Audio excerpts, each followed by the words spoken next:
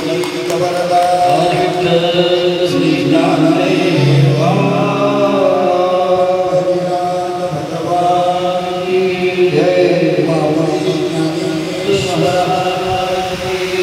जगद्गुरु श्री संस्कृत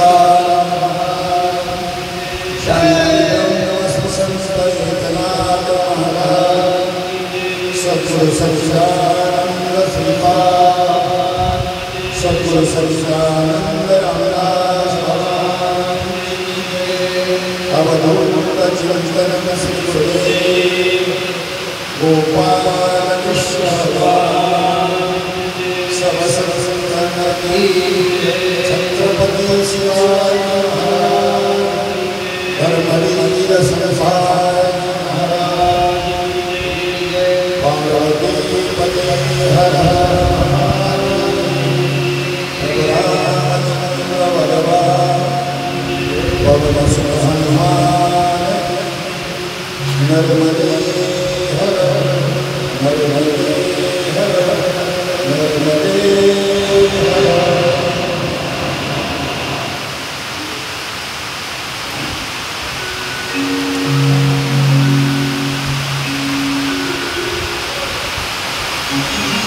निर्गुण ब्रह्माचा उपासक शुकमुनी श्रीमद भागवतातले श्लोक व्यास शिष्यांच्या मुखातून ऐकल्यानंतर सगुण उपासना करायला प्रवृत्त होतो, कृष्ण भगवंताची भक्ती करायला प्रवृत्त होतो। मग सगुण अगर निर्गुण कोणत्या दोन्हीचीही साधकाला गरज आहे। आमची सगुण भक्ती आहे तर कोणी म्हणतो आमची निर्गुण भक्ती आहे, असं नाही चालणार। एकाच साधकाला दोन्ही भक्तीची आवश्यकता आहे। निर्गुणाचा अनुभव घ्यायचा आहे, निर्गुणात काही करणंच नाही ना। निराकारामध्ये भक्ती करायची काय, निराकार तर त्याचं स्वरूप आहे, निराकाराला गंध कसा लावला, म्हणून तो आकाराला आला भक्तांच्या करता। आता काय तुम्हाला उपचार करायचे ते करा मला। सगुण काय झाला, उपासना करता येत नाही, भक्ती करता येत नाही। पण जर सगुणच भक्ती करेल तर त्याची आकारावर दृष्टी राहील, ती भक्ती अपूर्ण ठरेल। सगुण भक्ती केली तर परिपूर्णता नाही, व्यापक आहे का ती। अवताराचं पूजन ही आकाराला एक ठराविक आकाराला, आणि वास्तविकता त्याच्यामध्ये जो त्या आकारामध्येच जो निराकार आहे तो व्यापक आहे। म्हणून प्रत्येक साधकाला सद्गुरु कृपेनं संतांच्या कृपेनं निर्गुणाचा अनुभव घ्यायचा आणि पुन्हा सगुणाची भक्ती करायची।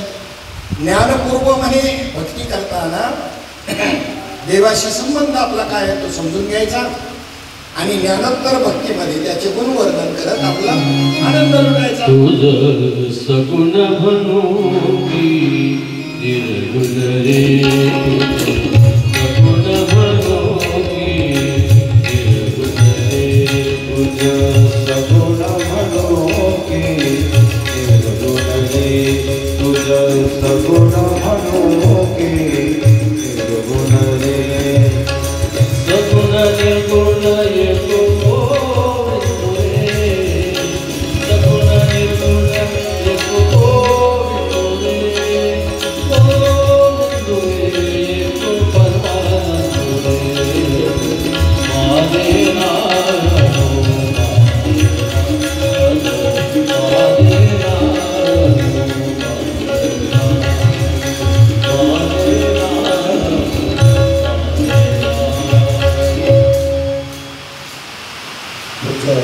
सगुण म्हणो निर्गुण रे,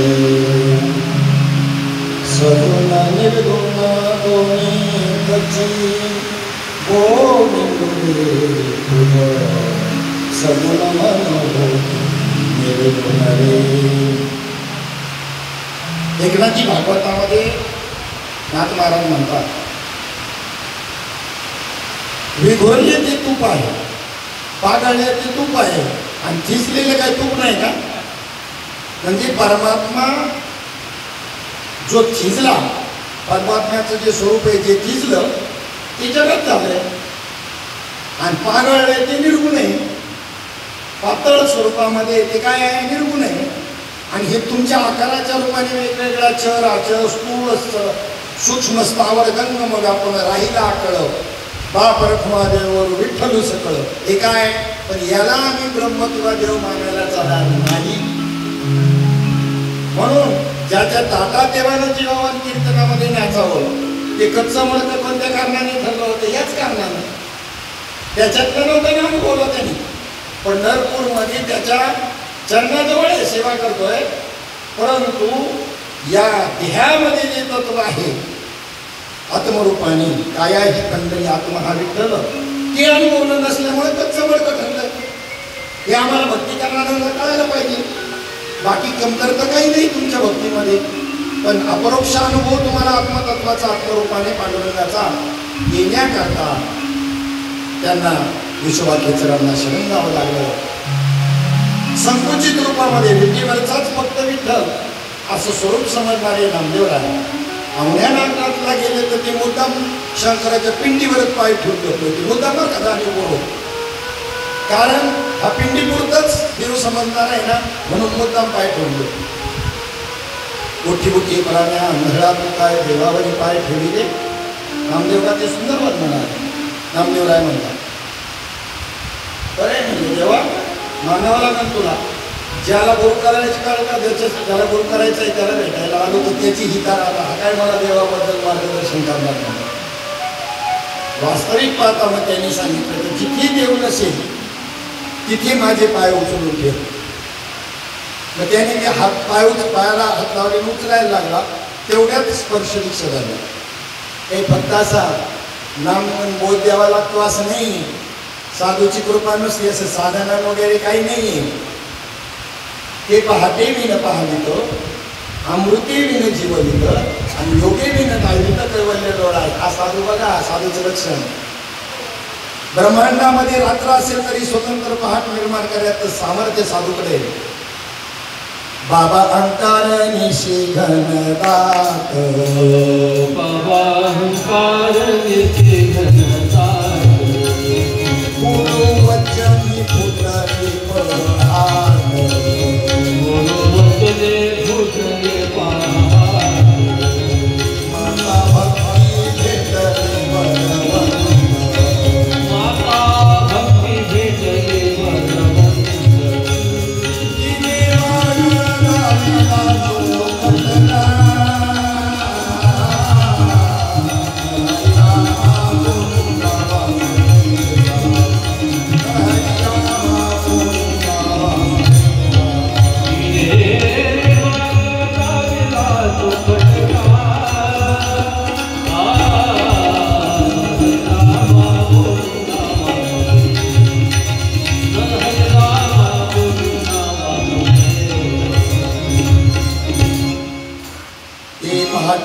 पहावित.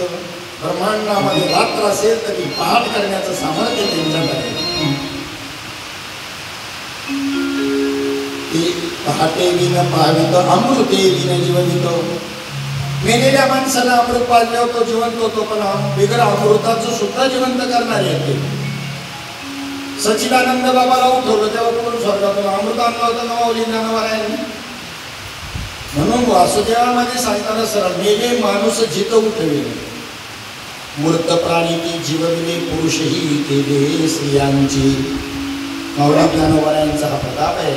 अमृते विन जीववित आणि योगे विन दावित कैवल्य डोळा. कोणताही योग करायला न लावता कैवल्य साक्षात्कार करून देण्याचं सामर्थ्य संतात असतं. एक संकल्प कृपा, एक शब्द कृपा, दृष्टी कृपा आणि स्पर्श कृपा. संतांनी काही सांगावं लागतं ना, तुम्ही काही ऐकावं लागतं ह्याला सत्संग म्हणतच नाही. हा दुय्यम दर्जाचा सत्संग आहे, एक नंबरचा सत्संग आहे. त्यांच्या फक्त सानिध्यात गेलं तरी या चारपैकी कोणतीही एक कृपा त्याच्यावर करू शकतात. ते नुसतं संबंध तयार झाला, जवळ आले तरी, आणि कृपा करायची जर त्याच्या आली याचं कर्म जर अनुकूल झालं तर नुसतं दृष्टीने कृपा करतील. पिपाजी नावाचा राजा अरण्यामध्ये शिकारीला गेलाय. भक्त विजयामध्ये गोष्ट आहे. आणि वाघाने जाळीतून झेप घेतल्याबरोबर त्यांनी फक्त दृष्टीनं रोखून त्याच्या दृष्टीला दृष्टी फिरवली. तो वाघ आपलं क्रूरपणा विसरला, पाय सामर्थ्य कृपेचं लीन झाला आणि त्यानंतर त्यांनी शाकाहार मांसाहार बंद केला. कोणी? वाघाने. माणसाने ऐकावं जरा नीट. कोणी बंद केला? वाघाने. माणसाने नीट ऐका, कोणी बंद केला. आणि त्यानंतर तो 8 दिवसात त्यांनी देह ठेवला आणि जुनागडचा नरसिंह मेहता म्हणून अवताराला आला. कोणती कृपा? दृष्टी कृपा. शब्द कृपा सगळ्यांना माहिती, म्हणून तर कीर्तन प्रवचन का ठेवायची? जर सांगणारा महात्मा असेल, नाही तर मग करमणूकच. गोष्टी ऐकल्या. सांगणारा महात्मा असेल तर त्याच्या वाचेमधून त्याचे जे शक्तीचे पुंज आपल्याला प्राप्त होतात. हा भाग आहे कीर्तन प्रवचन ठेवण्याचा, कथा ठेवण्याचा. महात्मा असेल तर ही झाली शब्दकृपा. शब्दकृपेकरता कीर्तन प्रवचन आहे. त्याच्यानंतर स्पर्श कृपा. ज्ञानदेव म्हणे मी चाले, सद्गुरुनी केलो कोडे, माथा हात ठेविला नव्हे, बीजेची वाई दे. माझ्या निवृत्ती दादांनी माझ्या मस्तकावर हात ठेवला आणि बी पेरलं. बाजरीचं का गव्हाचं? नामाचं. बीज नाम म्हणताना त्याला नामाला बीजनाम म्हणायची पद्धत आहे, बीज मंत्र म्हणण्याची पद्धत आहे. तो श्रीगुरु शिष्याला देत असतो. ह्या चाड्यातून, एक तर ह्या चाड्यातून नाही तर ह्या चाड्यातून, स्पर्श कृपेद्वारे ह्या चाड्यातून आणि श्रवण भक्तीद्वारे ह्या चाड्यातून. ही नंबर 2 ची श्रवण भक्ती आहे. 1 नंबरची श्रवण भक्ती जी आहे की त्या ठिकाणी गुरुवचना सरिसा वस्तू होऊन उठू कहून एकोजू. गुरुचं वचन कानामध्ये पडल्यानंतर जे श्रवण, त्याला ही श्रवण म्हटलेलं आहे. ती श्रवण भक्ती 1 नंबरची, ही नंबर 2 ची श्रवण भक्ती आहे. स्पर्श कृपा. म्हणून मोह जाण्याकरता अर्जुनाला एवढा कितीचा उपदेश सांगितला, पण अर्जुन काही म्हणे ना, तो माझा मोह गेला होता, बस झालं, तुमचं सांगणं बस झालं. तरी भगवंत सांगताय. मग त्यांच्या लक्षात आलं आता हे सांगून मिटणारं प्रकरण नाही, तिथे काहीतरी क्रिया करावी लागेल. नीट ऐका मंडळी. अर्जुनाला जवळ घेतलं, अर्जुनाला आलिंगन दिलं. आलिंगन संप्रदायामध्ये कशाला देतात माहितीच नाही. नुसते चालले संप्रदाय कसे काय चाललेत काय माहिती. कोणी आलिंगन द्यायला कोणाला आलिंगन का द्यायचं प्रमाण मस्त कोण पाठ आहे. आलिंगने संतांची आलिंगने सुख वाटे मस्त पाठ आहे. पुढं पाठ माग सपाट क्रिया पुढे. आलिंगन दिल्यावर ज्यांनी दिलं आणि ज्यांनी घेतलं त्याला काहीतरी होतंय, काहीतरी असं हात लावला इथे का गुदगुल्या होतात आणि हसतोय. आलिंगन दिल्यावर काय होत असेल, काय होतंय? आला शीतळ शांतीचा वारा अनुभव येतो. वृत्ती सगळ्या शांत होतात, बरोबर मस्तिष्काला प्राप्त होतो. पण पेटलेला दिवा दुसऱ्या दिव्याला लावायचा आहे तेव्हा पेटतो. इजलेले दिवे म्हणतात नाचू कीर्तनाचे रंगीन ज्ञानदीप लावू. इजलेले दिवे काय पेटवणारी सांगा मला, कशी काय पेटवते? स्पर्श कृपेद्वारे आलिंगन देऊन हृदयी एक झाले. हे हृदयीचे ते हृदयी घातले, द्वैत न मोडता केले आपण ऐसी अर्जुना. आलिंगन घडे, आलिंगन घडे, आलिंगन घडे, आलिंगन घडे,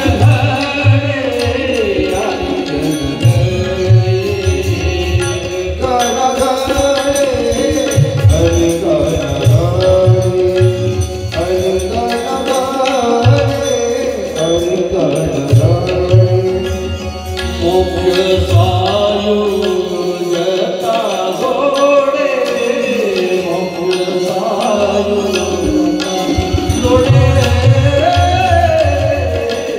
आलिंगन घडे, आलिंगन घडे, आलिंगन घडे, आलिंगन घडे,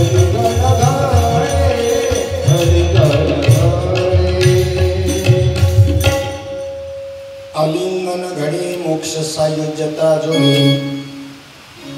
4 मुक्ती ज्या आहेत, सलोकता, समीपता, स्वरूपता आणि सायुज्यता.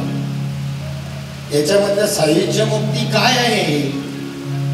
कंठी प्रेमदाते ही जी अवस्था आहे आनंदले मन प्रेमे पाझरती लोचन याला साहित्यता मुक्ती आनंदमय स्थिती तयार होणं साधकाच्या ठिकाणी वारकऱ्याच्या ठिकाणी याला साहित्यता मुक्ती म्हणतात.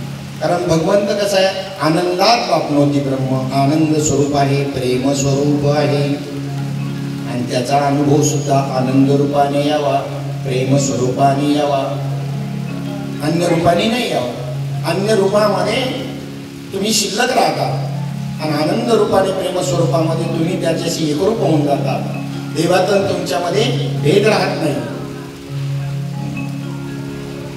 देवा तुझा माझा कार्य वैराकार दुःखाचे डोंगर लाखविशी किंवा देव पहावयासी गेलो तिथे देवाची ओढे ठेलो अशी स्थिती आहे. म्हणून साधू संत गेले आनंदी राहिले वैकुंठ कैलासी नाही राहिले आणि हरिनामे झाले कृतकृत्य. आनंद हे ब्रह्मस्वरूप आहे. आनंद प्रेम हेच देवाचं स्वरूप आहे. तुम्ही संत माय बाप कृपावंत कायमी पतित कीर्तिवानो. तुम्ही संत माय बाप तुम्ही संत माय बाप तुम्ही संत माय बाप तुम्ही संत माय बाप तुम्ही संत माय बाप कृपावंत कायमी पतित कीर्तिवानो. तुम्ही संत माय बाप तुम्ही संत माय बाप तुम्ही संत माय बाप तुम्ही संत माय बाप. अवतार तुम्हा धराया करणे अवतार तुम्हा धराया करणे उधाराया जीव उधाराया जीव. तुम्ही संत माय बाप तुम्ही संत माय बाप तुम्ही संत माय बाप तुम्ही संत माय बाप तुम्ही संत माय बाप कृपावंत कायमी पतित कीर्तिवानो. तुम्ही संत माय बाप तुम्ही संत माय बाप तुम्ही संत माय बाप. तुम्ही संत माय बाप कृपावंत कायमी पतित कीर्तिवानो. त्याच्या प्रतिसर चरणी वाढावया सुख भक्ती भाव धर्म कुळाचारी नाम विठोबाचे. हे करत असतील तर त्याला संत म्हणायचं. वाढावया सुख भक्ती भाव धर्म आणि कुळाचारी नाम विठोबाचे. कुल परंपरेनं आलेलं विठोबाचं नाम मुख्य महाविष्णूपासून आदिनाथ ओमापासून असं कुल परंपरेनं वंश परंपरेनं नाही. आमची 7वी पिढी कुल परंपरेनं कुळाचारी नाम विठोबाचे म्हणजे ज्ञान परंपरेतून ज्ञानवंशातून आलेलं भगवंताचं नाम. त्याच्याकरता संतांचा अवतार आहे. कारण त्यांचं म्हणणंच आहे प्रेमाविन भजन नाकाविन मोती अर्थाविन पोथी वाचोनी काय. म्हणून त्यांचं मागणं सुद्धा पहा प्रेम सुख दे प्रेमाविन. कारण प्रेम हेच देवाचं अनिर्वचनीय अनिर्वचनीय. प्रेम किती आहे असं सांगता येईल का कोणत्या मापामध्ये? 1 लिटर 1 किलो काय कोणाचं किती प्रेम आहे भगवंतावर भक्तावर तुमच्यावर तर हे सांगता येत नाही. अनिर्वचनीय वचनच करता येत नाही. वाणी चालत नाही सांगता येत नाही. लक्षणं तयार होतात. आत्यंतिक प्रेम असेल ना तर त्याच्याबद्दल बोलूच शकत नाही तो माणूस. आणि ज्या वेळेला ते बोलतात ना त्यांच्याबद्दल त्यावेळेला तेवढं नाही. बोलता बोलता बोलता त्या प्रेमापोटी एखाद्याचं मूल गेलेलं एखाद्या आईचं आणि त्या मुलाबद्दल तिला बोलायला सांगावं बरं ती बोलू शकेल? आणि जे बोलू शकत असेल त्याचं तेवढं प्रेम नाही. त्याचं उत्तर येतं जेवढं आईचं आहे तेवढं. काही त्याच्याबद्दल बोलूच शकत नाही. ज्या वेळेला आपली कथा सकाळच्या सत्रामध्ये राजा परीक्षिती त्या ठिकाणी अनशन व्रत धारण करून गंगा किनारी बसलाय. शुकमुनींना प्रेरणा केली त्या तत्वाने आणि त्याला उपदेश देण्याकरता शुकमुनी निघाले आणि तिथे आलेले आहे. आता पहा, तत्पूर्वी आपण सांगितलं कशामुळं शिकार करण्याची इच्छा झाली, कशामुळं तो शाप प्राप्त झाला, ही कथा आपण पाहिली. आणि अजून एक दुसरं कारण आहे. त्याच्या अगोदर कलीला त्याच्यामध्ये प्रवेश करायला हे एक कारण आहे. जरासंधाच्या मुकुटामधून तो मुकुट घातल्यामुळं राजा परीक्षितीच्या डोक्यामध्ये ते संस्कार केले. तो विचार आला, द्वापार युगामधून कलियुगामध्ये जायचंय, युगाला कलीचं अवतरण होणार आहे, पण त्याला संधी मिळेना. राजा परीक्षिती राजावर बसलाय, तोही असा आहे, धर्मशील आहे राजा युधिष्ठिरासारखा, आणि प्रवेश करायला कुठे संधीच मिळेना. असं ते काहीतरी चुका काढायला पाहिजेत ना, तर कली प्रवेश करील, प्रवेश करायला संधी मिळेल. पण एकदा असं झालं होतं की त्या ठिकाणी त्या परीक्षितीने काहीतरी पाप केलं पाहिजे, पाप केल्यानंतर मी त्याच्यामध्ये प्रवेश करील, त्या पापाच्या माध्यमामधून असा त्या ठिकाणी विचार त्या ठिकाणी या कलीच्या ठिकाणी निर्माण झाला. आणि एक दिवस अशी आश्चर्यकारक घटना घडलेली होती की फिरता फिरता तो सरस्वती नदीच्या किनाऱ्यावर आलेला असताना तिथे एक काळा पुरुष एका गाईला आणि बैलाला काठीने मारत होता. तर तो बैल कोण होता? धर्माचं स्वरूप होतं, धर्म होता. आणि गाय जी होती ती पृथ्वी होती. गाईच्या डोळ्यामधून अश्रू वाहत होते. दुःखितांचं दुःख दूर करणं हा राजाचा धर्म आहे. आणि म्हणून तो काळा पुरुष जो होता तो कली होता. परीक्षित त्या बैलरूपी धर्माला म्हणतात की धर्मदेव सत्ययुगामध्ये आपले जे 4 पाय होते, कोणते 4 पाय? धर्माचे 4 पाय, तप, पवित्रता, दया आणि सत्य, ही 4 पाय. आता आपण फक्त या कलियुगामध्ये, म्हणजे कलियुग यायचाच टाइम झालेला आहे, ह्या कलियुगात फक्त आता धर्म एकाच पायावर आहे, सत्य. अजूनही सत्य आहे म्हणून हे कलियुग टिकले, फक्त एकाच पायावर आहे धर्म, सत्य. हे अधर्मी कलियुग त्याला सुद्धा आता गिळंकृत करू पाहते. ही गोमाता पृथ्वी साध्वी अभागिनी प्रमाणे नेत्रामधून अश्रू ढाळत चिंता करीत आहे की आता राजाचं सोंग घेतलेला हा शूद्र माझा उपभोग घेईल. राजाच्या रूपात आला होता कली, माझ्यावर राज्य करेल. म्हणून ती गोमाता जी पृथ्वी आहे, पृथ्वीरूपी गोमाता, ती तिच्या डोळ्यातून अश्रू वाहत आहे. परीक्षितीनं त्या धर्म आणि पृथ्वीचं सांत्वन केलं आणि अधर्माचं कारण ठरलेल्या त्या कलीला मारण्याकरता ज्या वेळेला तो गेला, कलीने त्याचे पाय धरले. क्षमा शस्त्र दया नराची हाती, काळ तया प्रति काय करी. एखादा दुष्ट आहे आणि त्या दुष्टाने जर तुम्हाला मारण्याकरता त्या ठिकाणी गन घेऊन आला, हत्यार घेऊन आला, आणि तुम्ही जर त्याचे पाय धरले, तर मला नाही वाटत किती दुष्ट असला, तुम्ही कोणताही गुन्हा केला असला तर तुम्हाला तो मारेल. तुकोबारायांनी काय म्हटले? क्षमा शस्त्र दया नराची हाती. काळ सुद्धा काही त्याला करू शकणार नाही, तर गँगवाल्यावाल्याला सुद्धा प्रश्न पडेल याला नाही मारावं म्हणून. एवढं क्षमा. क्षमा ही कोणाला शोभून दिसते? शूरवीराला शोभून दिसते. भेकड माणसांनी काय क्षमा करावी? आणि म्हणून त्या ठिकाणी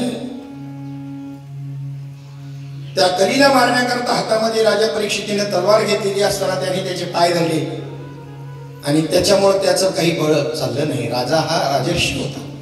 त्यांनी सांगितलं, ठीक आहे, माझ्या राज्यामध्ये थांबू नको, ताबडतोब या माझ्या हद्दीमधून तू माझं राज्य सोडून जायचं. थरथर कापावं लागला कली. हे सार्वभौम राजा, आपल्या आज्ञेप्रमाणे मी जिथं कुठं राहण्याचा विचार करतो. कुठे जाणार म्हणे? तिथे तुम्ही मला धनुर्धारी हातामध्ये धनुष्य घेतलेलं, तलवार घेतलेली असे दिसता. मग त्या ठिकाणी मला सांगा मी कोणत्या ठिकाणी राहावं? त्यावेळेला सुतमणी सांगतात शौनकादी ऋषींना, मला राहण्याकरता ठिकाण द्या. असं कलियुगाने म्हटल्यानंतर त्याची विनंती मान्य केली राजा परीक्षितीने आणि त्याला 4 ठिकाणं राहण्याकरता दिली. जिथं जुगार खेळला जातो, द्यूत, त्या ठिकाणी जाऊन राहा. म्हणून आता ह्या 4 ठिकाणावर किती झगडे आहेत पहा. जिथं द्यूत खेळले जातात, जुगार, तिथे कलीला ती जागा दिली राहायला. जिथं मद्यपान केलं जातं, दारू पिली जाते, तिथे तुला राहायला जागा आहे. त्याच्यानंतर जिथे व्यभिचार घडतो तिथे तू राहा. आणि जिथे हिंसा काटाकाटी होत असेल तिथे राहा. ही 4 ठिकाणं तुला दिली, जा. तरीही तो म्हणला अजून एखादं द्या ना. म्हणले मग एका वस्तूत जाऊन राहा. आता कमी झालेत का बाजार काही माहित नाही, पण 75,000वर गेली होती तोळा. काय कशामध्ये जाऊन राहायला सांगितलं? सोन्यामध्ये जाऊन राहायला सांगितलं. आणि मग त्या ठिकाणी आत्मकल्याणी चिनाऱ्या पुरुषानं या 5 ठिकाणांचा कधीही आश्रय करायचा नाही. सुतशौनकादी ऋषींना सांगतात, शुकमनी सुद्धा सुतशौनक नैमिषारण्यामध्ये सांगताय की ज्याला या ठिकाणी आत्मकल्याण करून घ्यायचे या 5 ठिकाणावर सावध राहायचे या बाबतीमध्ये. आता एक दुसरी कथा त्या ठिकाणी महाभारतामध्ये आलेली आहे की त्याला सत्यदेवाची कथा असं म्हणतात की लक्ष्मी ही एवढी चंचल आहे की कोणत्या ना कोणत्या पिढीमध्ये त्याच्या हातातून गेल्याशिवाय राहत नाही, कायम राहत नाही, चंचल येते. एक दिवस तो सत्यदेव उठला तेव्हा आपल्या घरातून त्याला एक सुंदर स्त्री बाहेर जाताना दिसली. राजाला आश्चर्य वाटलं. तिने विचारलं, कोण आहेस तू? तिने सांगितलं, माझं नाव लक्ष्मी, मी आता तुझ्या घरातून जात आहे. राजाला अनुज्ञा दिली, जा म्हणे. काही वेळानं दुसरा सुंदर पुरुष घराच्या बाहेर पडू लागला. राजाने विचारलं, तू कोण आहेस? त्यांनी सांगितलं, मी दान आहे, मी तुझ्या घरातून निघालो. लक्ष्मी घरातून निघून गेल्यानंतर तुम्ही दान कसं करू शकणार हो? म्हणजे दाने बी निघून चाललं. राजाने त्याला सुद्धा जाऊ दिलं. नंतर तिसरा एक पुरुष घरातून बाहेर पडू लागला. त्याने सांगितलं, आपण कोण? त्यांनी विचारलं. म्हणजे मी सदाचार आहे. लक्ष्मी आणि दान हेच जर नसतील तर मी राहून काय करू? सदाचार म्हणला. राजाने त्याला सुद्धा जायला अनुमती दिली. नंतर आणखी एक पुरुष बाहेर जाऊ लागला की त्याचं नाव त्या ठिकाणी होतं यश. तो म्हटला, जिथं लक्ष्मी नाही, दान नाही, सदाचार नाही, त्या ठिकाणी मी राहू शकत नाही. राजाने त्या यश जो आहे त्यालाही जाऊ दिलं. काही वेळानं घरातून पुन्हा एक सुंदर तरुण घरातून बाहेर जाऊ लागला. त्यावेळेला त्याला परिचय विचारला. त्यांनी सांगितलं की माझे सगळे साथीदार निघून गेले, मी राहून काय करू? मी सुद्धा त्यांच्याबरोबर जाऊ इच्छितो. माझं नाव सत्य आहे, सत्य. त्या राजाने त्याला जाऊन नाही दिलं. बस, तुला नाही जाऊ देणार मी. काही जरी प्राण जरी गेला तरी मी तुला सत्याला सांगितलं, मी नाही जाऊ देणार तुला. आणि त्याने त्या सत्याला जाऊ दिलं नाही, सत्याला जोपासलं. परिणामी त्याच्या आधाराने हे जे बाकीचे 4 होते ते सगळे परत आले. काय सोडायला नाही पाहिजे? सत्य कधी सोडायला नाही पाहिजे.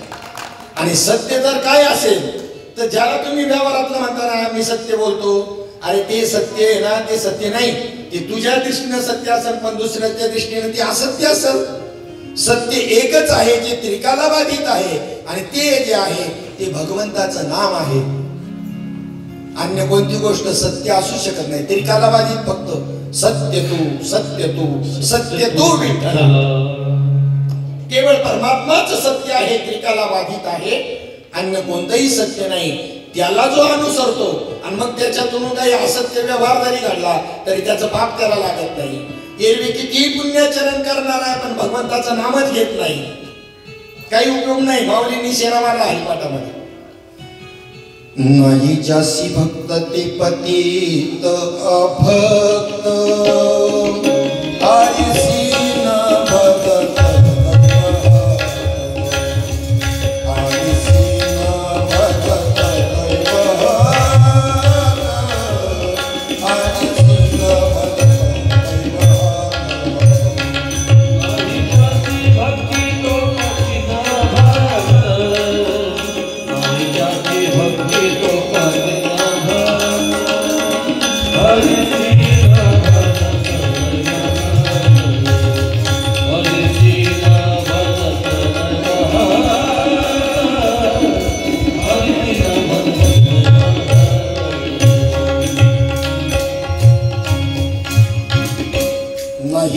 भक्ती तो पतित अभक्त. त्याला पतित, त्याला अभक्त म्हणले, त्याला का पापी म्हणलेले. कर्माचा पाप होणे लागतच नाही हो. मासे मारणाऱ्या कोळ्याला पाप लागल्यावर त्यांनी काय मारायचं, काय खायचं? म्हणून सजन काय साहेब गुलागी मांस. सजन कसं याला देवाची मांस विकू लागावं का? पण त्यांनी सांगितलं कर्माचं पाप पुण्य बाजूला ठेवा, एखाद्याने पायाखाली मुंगी सुद्धा मारली नसेल, पण देह ठेवताना त्या ठिकाणी विष्णुदूत याच्या ऐवजी जर यमदूत आले ना, तर मोठा प्रश्नच त्याच्या पुढे निर्माण होईल. एवढं पुण्य मी केलं, एवढंसही पाप केलं नाही, आणि तुम्ही कसे आले?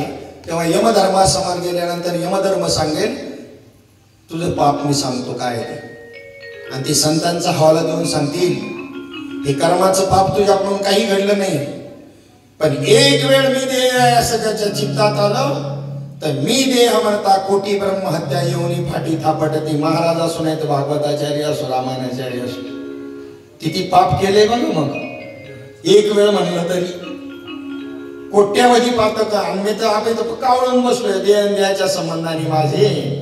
मग ते पापाची कोण गणना करणार आहे? आणि ते पाप जाण्याचा उपाय सुद्धा तेवढाच तीव्र आहे, घाबरायचं की कारण नाही. कोट्यावधी वर्षापूर्वीचा अंधार एखादा गुहेमध्ये असेल, असू द्या, पण तर तिथे दिवा लावला तर तो अंधार म्हणेल का मी एवढ्या वर्षापूर्वीचा आहे, तो तर आता प्रकट झालाय माझ्या पुढं, ताबडतोब त्याला जावंच लागत. दिवा लावल्यानंतर तो अंधार म्हणणार नाही. तसं भगवंताचं पाप भगवंताच्या नामापुढे राहू शकत नाही.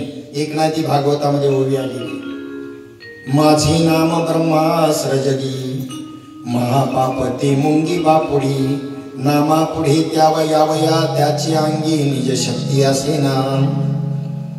माझं नाम म्हणजे ब्रह्मास्त्र सारखं आहे. ब्रह्मास्त्र जर टाकलं तर सगळं विश्व त्या ठिकाणी जळून जाईल, असं माझं नाम आहे. आणि ज्याला महापाप म्हणतात, कितीही मोठं महापाप ब्रह्महत्येराशी सारखं जरी असलं, ब्रह्महत्येसारखं, तरीही ते त्या ठिकाणी मुंगी एवढे त्या ठिकाणी ब्रह्मास्त्रापुढे एवढी नामाची शक्ती अपार आहे. म्हणून ज्या वेळेला याला स्पर्श होत नाही तोपर्यंत कलीचा प्रवेश त्याच्यामध्ये होत नाही. पाया पडण्याच्या निमित्तानं शरणागतीच्या वृत्तानं पाया पडत असताना राजा परीक्षितीला स्पर्श केला, आणि त्याच वेळेला त्या ठिकाणी कलीने त्याच्या अंतःकरणात प्रवेश केला. तो संधीच पाहत होता फक्त, आणि मग मात्र त्याच्या बुद्धीमध्ये प्रवेश केला, आणि राजा जरासंधाचा मुकुट घालण्याची इच्छा निर्माण झाली. आणि तिथून पुढे राजा जरासंधाच्या मुकुटाचा प्रताप, शिकार करण्याची इच्छा, तिथून पुढे तो परिणाम वाढत गेला. शमी ऋषींच्या गळ्यामध्ये मेलेला साप टाकण्याची इच्छा, आणि मग पुढचा शाप, आणि पुढची ही कथा सगळी. मग आज आपण विषय भोगत असताना आपण उन्मत्त स्थितीमध्ये, बुद्धी आपली त्या ठिकाणी पूर्णपणे त्यात लीन झाली त्या विषयामध्ये. पण जेव्हा संतांची कृपा होईल आणि अंतःकरणातून ह्या गोष्टी बाहेर काढायचा प्रसंग येईल, तेव्हा किती जड जातं हे त्यावेळेला कळतं. मग तेव्हा पश्चाताप होतो, अरे रे रे, हे संस्कार काढणं किती अवघड आहे, लय का अवघड आहे, काढताना लय अवघड आहे. ज्या वेळेला चोरी करताना किती चोरी करायची, कशी करायची हे चोराच्या मनावर आहे, पण पोलिसांनी पकडल्यानंतर किती फटकावायचं हे पोलिसाच्या मनावर आहे, आता चोराच्या मनावर नाही. यमाचे यमदंड वैसतील माता, तेथे तुझं सोडविता कोण आहे? कोणीच नाही. कोण आहे किती सोडवणारा? नको नको मना गुंतू माया जाळी, काळ आला जवळी ग्रासावया, काळाची ही उडी पडेल बाजेमा, सोडविना तेव्हा माय बाप, सोडविना बंधू पाठची बहीण, शेजेची कामीन. हा अभंग कलियुगामध्ये मृत्यू लोकात जन्माला येऊन ज्यांनी करुणा नावाच्या रोगाचा काळ हरवलाय त्याला काही मार्गदर्शन करायची गरज नाही असं मला वाटतं. त्याला गरज एक म्हणाला त्यांना सांगायची, तरी कालाचा प्रभाव एवढा आहे ते पाहिलेल्या माणसांना सुद्धा अजून पुन्हा जैसे झालेत माणसं. तेव्हा त्या जिला करुणा झालाय त्या पत्नीने सांगितलं, नाही नाही नाही नाही, तुम्ही तिकडं माझ्या जवळ बी यायचं नाही.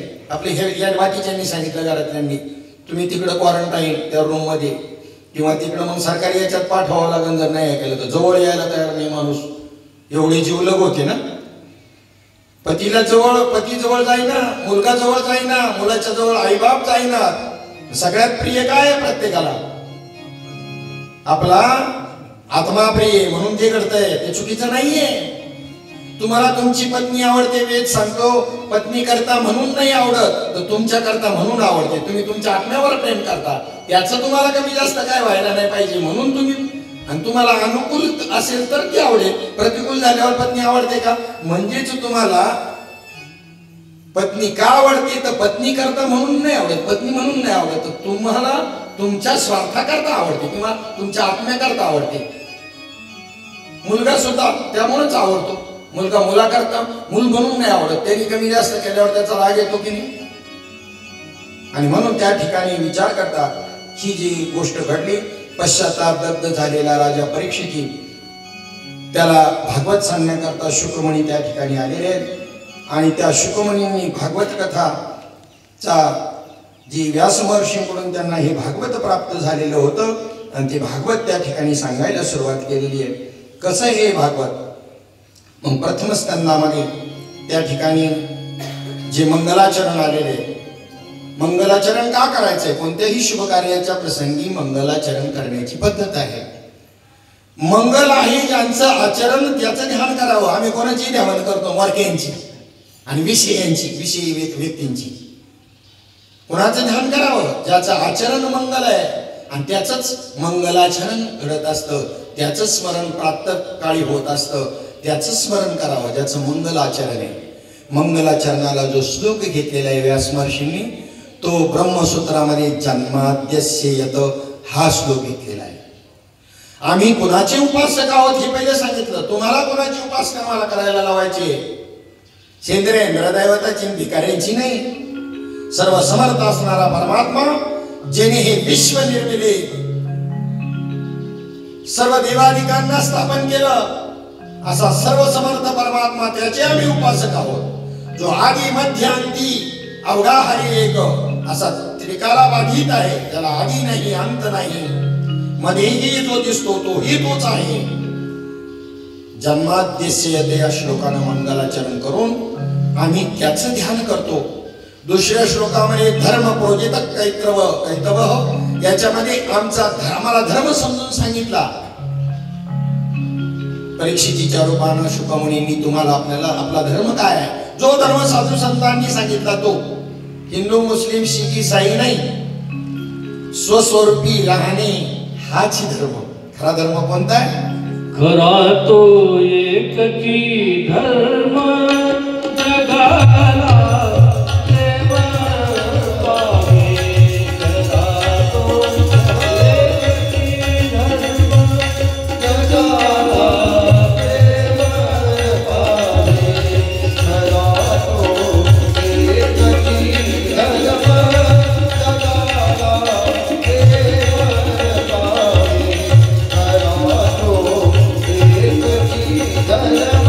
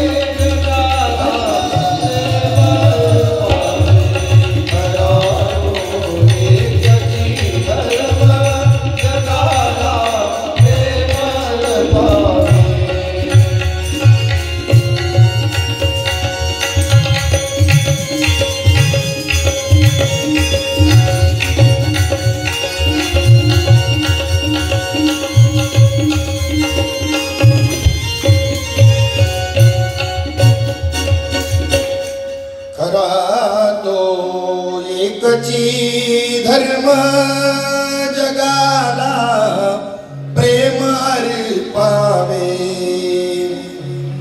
जगी जे दीन अतिपतित, जगी जे दीन पद दलित, तया जाऊन उठवावे.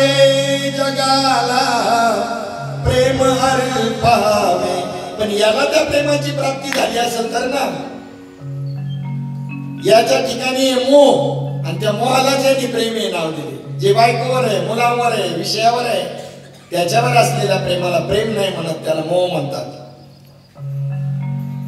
आणि जे निष्काम आहे, कोणतीच कामना नाही, ती प्रेम निष्काम प्रेम त्यालाच त्या प्रेमालाच भक्ती हे नाव. कोणत्या प्रेमाला?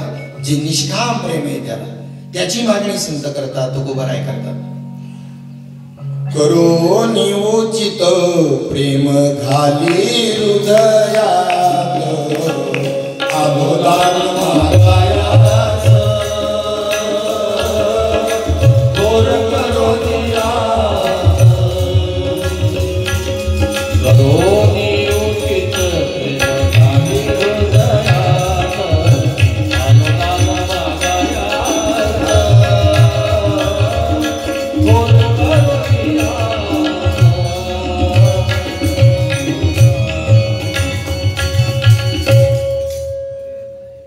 हे पहा, करोनी उचित प्रेम घाली हृदयात आलो दान मागायास थोर करोनियास.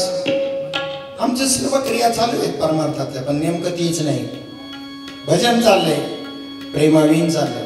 प्रेमाविन भजन लाकाविन पोथी, अर्थाविन पोथी वाचून काय. प्रेम नसेल तर काय उपयोग आहे त्याच्यामध्ये. आणि मग त्या प्रेमालाच भक्ती हे नाव आहे. श्रीमद भागवतामध्ये ही काय आहे? श्रीमद भागवत तर शुकमुनींच्या मुखामधून राजा परीक्षित ज्या वेळेला भागवत श्रवण करू लागले, तर त्या भागवताचं स्वरूप सांगताना व्यास महर्षी या ठिकाणी एका श्लोकामध्ये सांगतात. निगमकल्पतरोर्गलितं फलं शुकमुखादमृतद्रव संयुतम् पिबत भागवतं रसया रसमालयं मुहुरवो रसिका भुवि भाविकः. हे भागवत रूपी जे फळ आहे ना, हे निगम कल्पतरू याला म्हटलेलं आहे. म्हणजे निगमाचं ज्ञान आहे याच्यामध्ये. कशाचं? आगम म्हणजे प्रवेश करणं, निगम म्हणजे बाहेर पडणं. आगम म्हणजे धर्मजिज्ञासा, निगम म्हणजे ब्रह्मजिज्ञासा. प्रवेश करण्याचं जे साधन आहे हे प्रवृत्ती मार्ग आहेत. हे सगळे बाहेरचे बाह्य साधनं सगळी धर्मामध्ये प्रवेश करण्याची साधन आहे. पण बाहेर निघण्याकरता जे ज्ञान आहे त्याला ब्रह्मज्ञान म्हणतात, त्याला निगम ज्ञान म्हणतात. जेने निगमवल्ली प्रगट केली, माऊली ज्ञानोबारायांनी रेड्याच्या मस्तकावर हात ठेवला आणि त्याला बोलायला लावलं, ते हे निगमाचं ज्ञान आहे. ब्रह्मज्ञानाला निगमाचं ज्ञान म्हणतात. जर ब्रह्मज्ञान नसेल तर धर्मजिज्ञासाचे जरी ज्ञान असलं तरी असा विद्वान सुद्धा विषयामध्ये फसला जातो का नाही? त्याच्याबद्दल जेमिनी हा शिष्य होता व्यासांचा, त्याला सामवेदाचा प्रचार करायला सांगितलं. आणि त्या जेमिनीने सांगितलं, गुरुजी पूर्वमीमांसेमध्ये लिहिला होती, पूर्वमीमांसा लिहिली या जेमिनीनं, त्यात सर्व कर्मकांड असतं पूर्वमीमांसेमध्ये, त्याला धर्मजिज्ञासा म्हणजे कर्मकांडाचं ज्ञान. आणि सांगितलं की तुम्ही इथे चुकवलंय, म्हणले विद्वांसम नापिकर्षती द्यायला पाहिजे होतं, विद्वांसम अपिकर्षती लिहिलंय. विद्वान लोक सुद्धा विषयाला बळी पडतात असं तुमचं मत आहे, हे चुकलं. म्हणले विद्वान लोक नाही बळी पडणार विषयाला, असं लिहायला पाहिजे. विद्वांसम नापिकर्षती. जेमिनी वेळ आल्यावर तुला मी पटवून देईन म्हणजे. आणि काही दिवसानंतर जेमिनी एकटेच आपल्या आश्रमामध्ये असताना व्यास महर्षींनी मायावी वातावरण तयार केलं. असं पाऊस पडेल पावसाचं वातावरण तयार केलं. एका सुंदर अशा मुलीचं रूप, उपवर अशी मुलगी लग्नाला आली की तसं रूप धारण केलं. चिरचिरीत वस्त्र अंगावर घातलेली आहे, पावसाने भिजली, पावसात भिजलेली आहे. आणि आश्रमाच्या बाहेर अशी निवाऱ्याला उभी राहिली कुडकुडत. जेमिनीनं पाहिलं, आतमध्ये या, अतिथी देव भव याना आत आलं. होम हवनाजवळ कुंडाजवळ बसवलं, बदलायला वस्त्र बदलायला त्यांची संन्याशीची वस्त्र दिली. इथपर्यंत ठीक. आणि त्यानंतर मग अग्नीजवळ बसल्यानंतर काय अग्नीचा प्रताप आहे तुम्हाला काही सांगायला नको. तो थंडी बिंडी उडून लागतो सगळं. आणि मग त्या अग्नीच्या प्रतापाने त्याच्या अंतःकरणामध्ये विषयाची निर्मिती झाली. आणि नको ती चौकशी करायला सुरुवात केली. कोणतं गाव तुमचं, तुम्ही कोण, आई वडील आहेत का, लग्न झालं का. आणि ठरलं ना, फार सुपारी बी फोडली दोघांमध्येच, साक्षीला कोणी नाही. पण सुपारी फोडायच्या आधी तिने सांगितलं, फोडायची ठेवली. म्हणजे आमच्या कुळामध्ये एक धर्म आहे, काही नाही, माझे आई वडील काही म्हणणार नाही, आपण करूया लग्न. परंतु आमच्या कुळामध्ये एक गोष्ट आहे की पती देवानं जो भावी पती होणार आहे त्याने त्या ठिकाणी त्या होणाऱ्या भावी पत्नीला पाठीवरती घ्यायचं आणि आग्नेला अशा 5 प्रदक्षिणा होऊन घालायचे. मामलेदार जरी असला तरी त्याचं पोरग त्याला घोड करतं. पोलीस पाटील तर सोडा, मामलेदार जरी असला तरी करतो का नाही प्रेमामध्ये. आणि मग हे तर विषयाने व्यापार झाले होतं जेमिनी काही नाही म्हणले हरकत नाही. आता कोणी नव्हतंच तिथं म्हणल्यानंतर काय त्याला भीती झालं ना बनव. आणि त्याच्यावरती आणि झाल्या प्रदक्षिणा 1 2 3 4 आणि 5व्या प्रदक्षिणेला मूळ रूपामध्ये व्यासमहर्षी प्रगटली. काहीतरी टोचलं इथं म्हणून वर पाहिलं तर ती व्यासांची दाढी. म्हणले गुरुजी आपण हा म्हणले मग विद्वांस मापी करशती का नापी करशती जेमिनी म्हणले आपी करशती आपी करशती. म्हणजेच धर्मजिज्ञासाचं ज्ञान जरी असलं तरी त्याची वृत्ती विषय होऊन विषयामध्ये तो फसू शकतो. पण निगमाचं किंवा ब्रह्मज्ञान जर असेल तर तो मात्र फसू शकत नाही. हे सांगायचं व्यासमहर्षींना. हे निगमाचं फळ आहे. निगमरूपी वेदरूपी वेदातलं जे निगमाचं ज्ञान आहे म्हणजेच वेदामध्ये एक कर्मकांडाचा भाग आहे, एक उपासना कांड आहे. 3च कांडाचा वेद आहे. सर्व ग्रंथ बी 3 कांडात. गीतेमध्ये बी 3च कांड आहेत, कर्म उपासना आणि ज्ञान. तुम्ही म्हणाल बाबा भक्ती नाही त्यात मांडलं. भक्ती उपासनेमध्ये येत असते, ध्यानात ठेवा. उपासनेत काय येतं? भक्ती उपासनेत येते. म्हणून 3च कांड आहे. जो देवापासून आपल्याला वेगळा समजतो आणि भक्ती करतो त्याला उपासना म्हणतात. आणि देवन मी एक आहे असं समजून जो भक्ती करतो त्याला भक्ती म्हणतात. भक्त म्हणजे जो कधीही विभक्त नाही त्याचं नाव काय आहे? भक्त. मग कर्म त्याच्या किती श्रुती आहेत? 80,000 श्रुती आहेत वेदामध्ये कर्माच्या. किती कर्मकांड किती आहे? 80,000. 16,000 उपासनापर श्रुती आहेत आणि 4,000 फक्त ज्ञानपर श्रुती आहेत. आणि त्याला निगमाचं ज्ञान म्हणतात.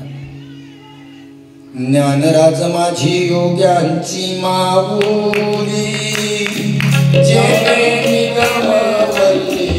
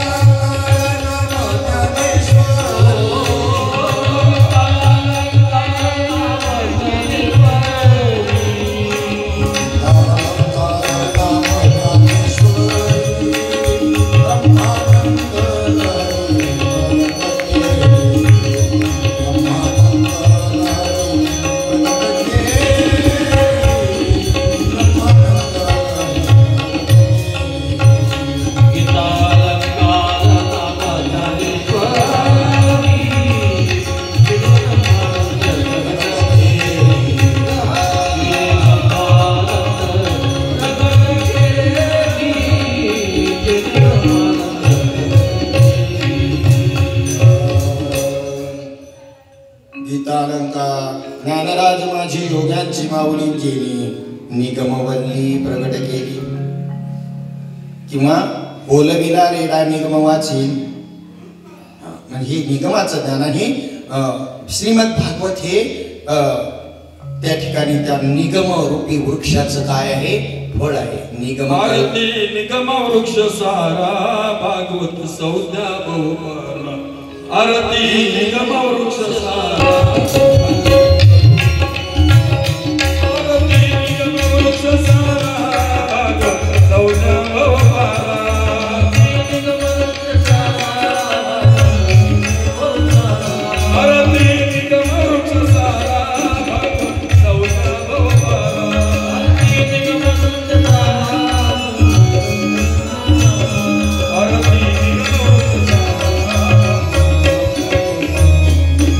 Thank you.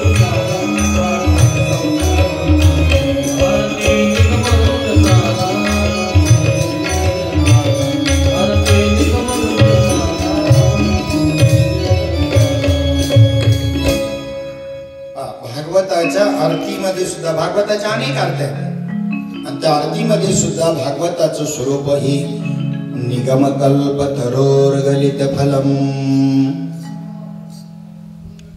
आणि त्याला कल्पतरू म्हटलेलं आहे भागवताला. काय कल्पतरू तळवटी जो कोणी बैसला काय वानो त्याला. या भागवताचं नित्य पारायण करणाऱ्याला जे जे इच्छा करील ती ती इच्छा पूर्ण करतो चक्रपाणी. जे जे इच्छी प्राणी ते ते पुरवी चक्रपाणी. कल्पवृक्ष निगम कल्पतरोर्गलित फलम. त्या निगम कल्पतरूपी वृक्षाला लागलेलं भागवत हे एक फळ आहे.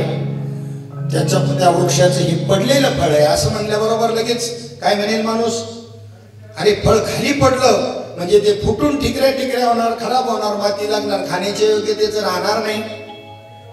तेव्हा संत मंडळी सांगतात हे फळ असं खाली पडण्याची भीतीच नाही. कारण ते आलंय कसं माहितीये का, परंपरेने आलेले. तुम्ही जर 5,500 वर्षाचा तिथला जो वृक्ष शोकताल मधला जर पाहिला तर ते एकावर एक अशा फांद्या आहेत. अशा त्या बदामाचं झाड कसं असतं आणि त्याच्यावर दुसरी अशा आडव्या फांद्या, तसं एवढा मोठा वटवृक्ष येतो की सरासरी 2 माळे की त्याची 2 माळे की उंची त्या वटवृक्षाची आणि विस्तार तर काही विचारूच नका. आणि त्या ठिकाणी ती जे फळ पहिलं फांदी होती ना ती मुख्य महाविष्णूची आणि तिथून ते फळ भागवत रूपी फळ पडलं तर ते खाली पडल कसं, त्या दुसऱ्या फांदीवर पडलं ब्रह्मदेव रूपी फांदीवरती. त्या ब्रह्मदेव रूपी फांदीवरून खाली गरगळत आलं ते अत्री ऋषी रूपी फांदीवरती पडलं. अशा परंपरेनं असणारं ते असल्यामुळं त्याला खाली पडायचं काही आणि ही मुख कशाचं माती लागायचं काही विषय नाही. आणि ते फळ परिपक्व अशा प्रकारचं आहे, पिकलेलं आहे, सेवन करायला योग्य झालेले. म्हणले ते खाल्ल्याशिवाय कसं कळत, म्हणले खाल्ल्याशिवाय बी कळतं. आम्ही ते पाडायचं आणि मग घ्यायचं आणि मग ते जर आंबट निघालं तर व्यर्थ श्रम जायचे. गोडच असेल कशावरून, म्हणले बर का एक कालवण असं आहे ते कालवण न खाताही बी आणि एका खरट लगेच कळतंय. कोणतं एक कालवण आहे असं, शिंगोळी. शाबास, शिंगोळी आहेत ना, आणि शिंगोळी ते तुकडच पडणार, त्याची वाहणारच नाही शिंगोळी. तिथंच समजती सुगरण. काय सगळ्यात सुगरण समजती, मीठ नाही त्याला. बाकी मात्र सगळे कालवणं अशी चाकल्याशिवाय कळत नाही आळणी आहेत का काय. मग आता सुगरण लागते त्याला. सुगरण सांगतो तुम्हाला. गरीब कुटुंब आहे, आता जेवायला करायचे, घरामध्ये काहीच नाही बटाटो सोडून. काय नाही, बटाटो सोडून घरात काहीच नाही. पण सुगरण आहे, सुगरण ती कशी सुगरणपणा करते बघा. हे असं मोठं ताट वाढूनच पाहुण्याच्या समोर मांडलं, काय पदार्थ त्याच्यामध्ये. तिने काय केलं सर, बटाटो सोडून घरात काय नाही, बटाट्याचं पातळ कालवण केलं, बटाट्याची सुकी भाजी केली, मसाला डोसे वाजती ती. त्याच्यानंतर बटाटे वडे केले, बटाट्याची भजी केली, बटाट्याचे फिंगर चिप्स बनवले आणि पराठा बनवला बटाट्याचा. आणि पोट बरं होऊ द्या, किती पदार्थ बनवले. पण सांगा मला आता, फिंगर चिप्स आहे, बटाटा वडा आहे, भजी आहे का बटाट्याचं कालवण आहे, बटाटाचं आहे ना सगळा ताटामध्ये. आणि असा नुसता बटाटा द्यावा तर काय म्हणतील बघा, भीक लागली काय नाही घरामध्ये यांच्या. पण सुगरणवती घराण्याची इज्जत जाऊ नाही दिली. किती पदार्थ वाढले, किती बनवले. हा सुगरणपणा आहे. श्रीमद भागवत म्हणजे सुगरणपणा आहे. तूप झाल्यानंतर काय करायचं, मला एकाने विचारलं होतं, प्रबोध झाल्यावर काय करायचं. म्हणलं तूप झाल्यावर काय करायचं, तूप झाल्यावर पक्वान्न करून खायची. पक्वान्न करून खायची अक्कलच नाही ना मला. हे पक्वान नाही, पक्वान्न व्यवहारात बरं साखरच गपानं मारीत नाही. दिवाळीला एक पक्वान्न करून खातो. आणि ज्याला पक्वान्न करता येतं तर मत्सरापोटी म्हणतो, बाबांनी कुठे हे सांगितलं का, बाबांनी कुठे ते सांगितलं का. गप, बाबाच्या नावावर काही करतो. तुला जमत नाही, गप बस. तुला जमत नाही ना, गप बस. बापानी भांडवल दिलं, बरं नाही म्हणलं 5 एकरची 10 एकर बरी वाढवली. ते बरं नाही सांगावं लागलं तुला 5 10 एकर कशी वाढवली रे.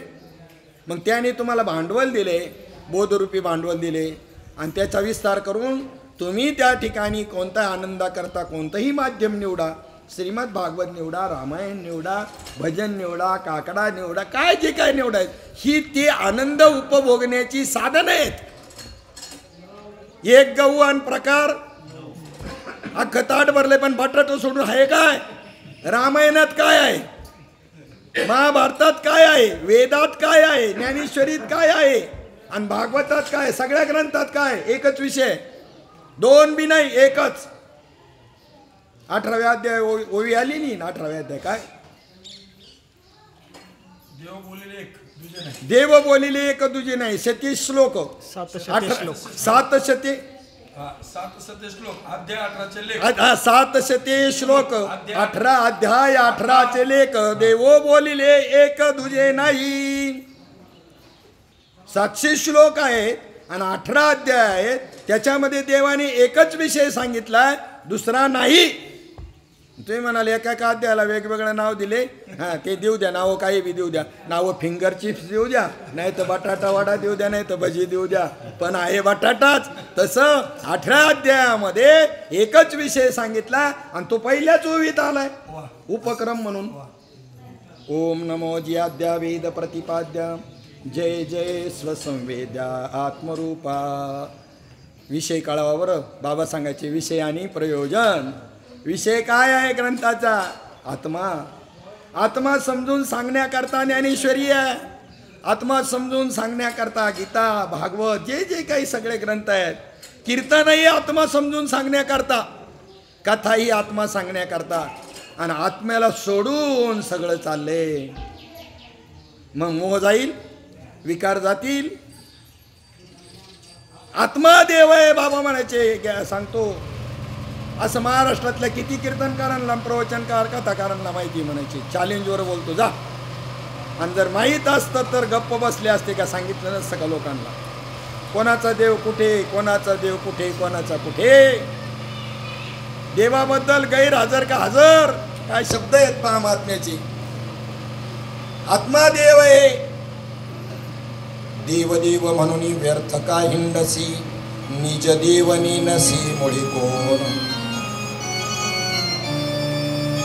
देवा नाही रूप, देवा नाही नाव, देवा नाही गाव कोठे काही.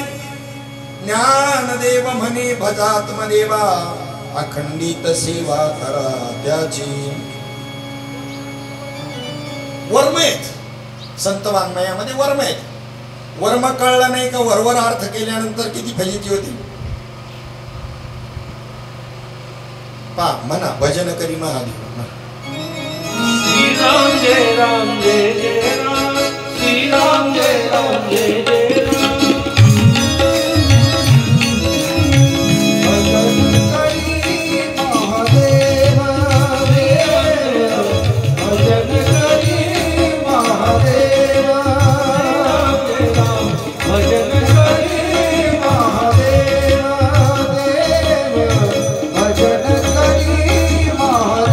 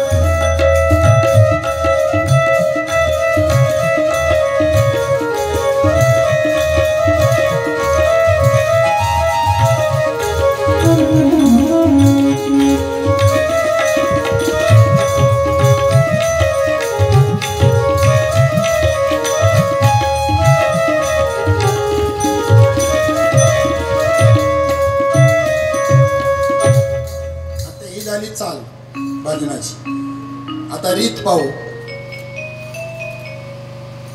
भजन करी महादेव देव, राम पूजी सदाशिव.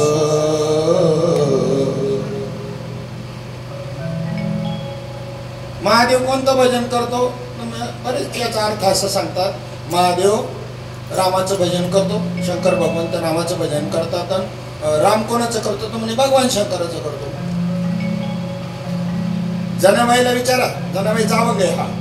जनाबाईनं हा त्याचं भजन करत नाही, तो त्याचं भजन करत नाही, निवाडा करून टाकला शेवटच्या चरणात. जनी म्हणे काय?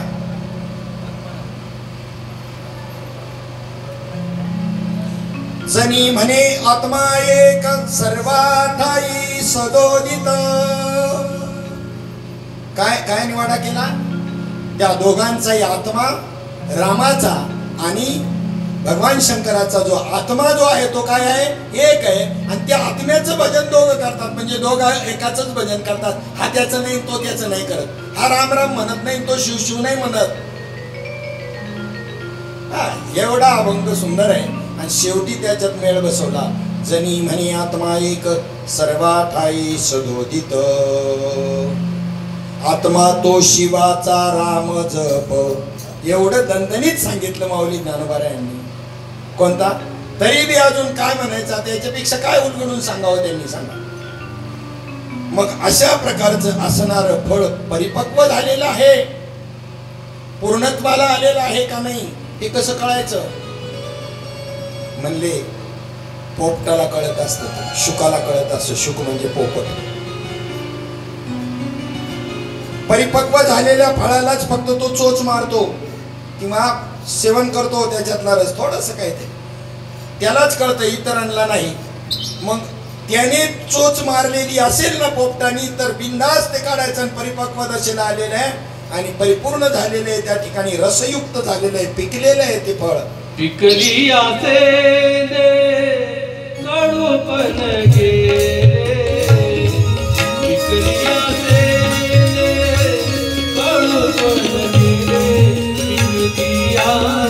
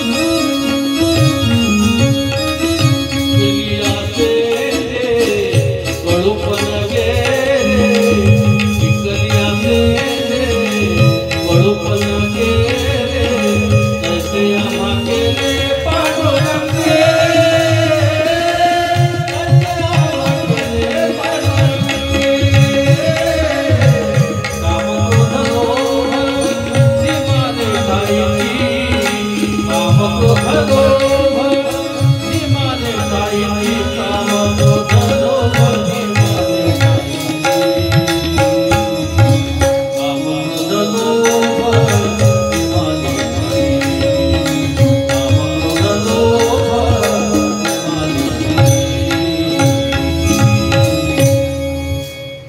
पिकली असेल कडूपण गेले, तैसे आम्हा केले पांडुरंगे, तैसे आम्हा केले पांडुरंगे.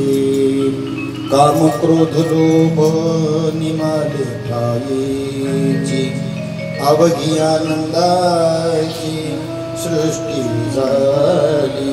पिकली असेंदे कडूपण गेले, तैसे आम्हा केले पांडुरंगे. शुकाचं मुख लागलं असेल ना त्याला. कोणाचं? शुकाचं. कोणत्या वृक्षाला? निगमकल्पतरोर गलित फलम, अशा या भागवत रूपी या फलाला मुख कोणाचं लागलेलं आहे? शुकमुनींचं मुख लागलेलं आहे. आणि त्याच्यामुळे 100% विश्वास धरा, हे फळ कसं आहे? मधुरच आहे. शुकमुखाद अमृतद्रव संयुतम पिगवत पिबत भागवतम रसमालयम. ते तुम्ही द्या. बरं, फळ प्यायचं असतं का फळ खायचं असतं? फळ खायचं असतं. आणि इथं पिबत म्हणलेले, प्या म्हटलेले म्हणजे अरे हे फळच असं रसाने परिपूर्ण भरलेले आहे. ते द्रव संयुतम म्हणलेले, द्रव स्वरूप आहे. ते रसरूप असं परिपूर्ण झालेले का ते द्रव स्वरूप आहे, त्याच्यामुळे प्या म्हणलेले. पिबत भागवत रसम रस पिबत भागवतम रसमालयम मुहुरवो रसिका भुवि भावुकः. अशा या मुखाला शुकमुनींचं, या फलाला शुकमुनींचं काय लागलेले, मुख लागलेलं असल्यामुळं ते तुम्ही सेवन करा. आणि मग त्याच्याबद्दलची या दुसऱ्या स्कंदामध्ये 9व्या अध्यायामध्ये 33, 34, 35 आणि 36 या 4 श्लोकामध्ये त्या भागवताचं स्वरूप सांगतात. मुख्य महाविष्णू चैतन्याची मूळ संप्रदाय फळ तिथोन्या हंस रूपे ब्रह्मा उपदेशी श्रीहरी चतुश्लोकीचारी. किती श्लोक आहे? 4च श्लोक. भागवताचे श्लोक किती आहेत? सगळे मूळ श्लोक किती आहेत? 4. केवळ ते 4 श्लोक हंसरूप धारण करून ब्रह्मदेवाला दिले. का? सृष्टी निर्माण करण्याची इच्छा त्या तत्वाला निर्माण झाली. एकाला कर्मेना त्याला म्हणून एकोहम बहुश्याम. एकलिंग कंठेची म्हणून या येणे केली निर्माण 14ही भुवने गगन चंद्र सूर्य तारांगणे 5ही भौतिके भिन्ने भिन्ने हो 5ही भौतिके भिन्ने भिन्ने हो. एकोहम बहुश्याम म्हणजे त्याच्यातूनच ब्रह्मदेवाची निर्मिती झाली. आणि त्या ब्रह्मदेवाची निर्मिती झाली, पण त्या ब्रह्मदेवाला सुद्धा काही सुचेना. ब्रह्मदेवाची निर्मिती कशी झाली? त्याच्या नाभी कमलापासून एक कमळ तयार झालं आणि त्या कमळामध्ये निर्मिती झाली. ती इकडं तिकडं पाहायला लागलं, एकच मुख होतं, इकडे तिकडे पाहायला लागलं, 4ही दिशाला पाहिलं म्हणून 4 मुख झाली. पुन्हा कोणी निर्माण केलं हे पाहण्याकरता त्या तंतूमधून मुळापर्यंत गेलं. सहस्रकल्प गेले तरी शोध लागला नाही त्याला. पुन्हा वरती असेल म्हणून वर आलं. सगळीकडे शोधलं पण शोध लागला नाही. मी कोण, मला कोणी निर्माण केलं, कशा करता निर्माण केलं, काही सुचेना. पै सृष्टीच्या उपक्रमा पूर्वी गा विरोत्तमा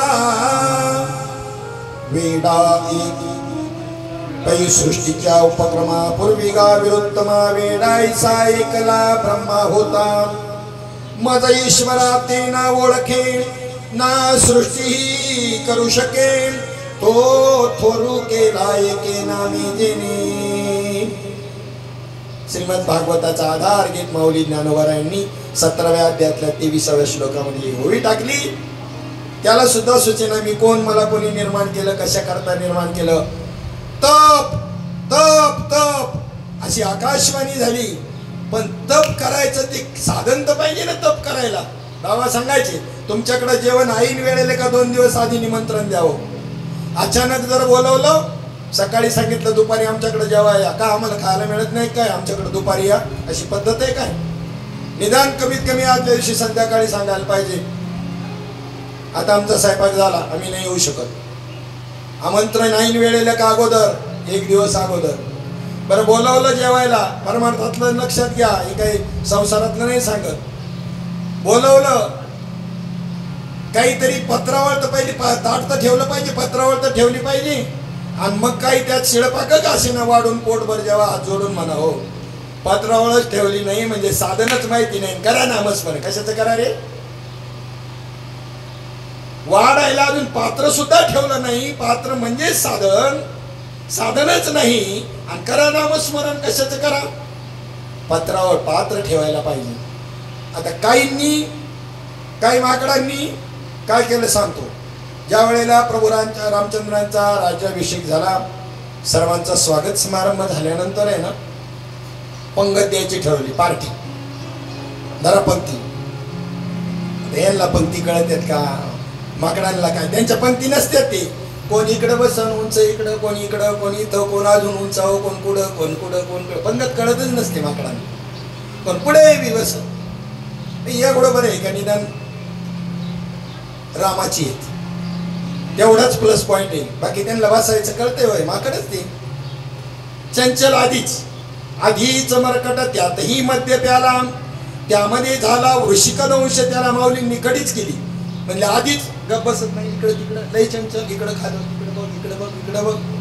आणि त्याच्यामध्ये त्या आधीच त्यात त्याला दारू पाजली कोणीतरी.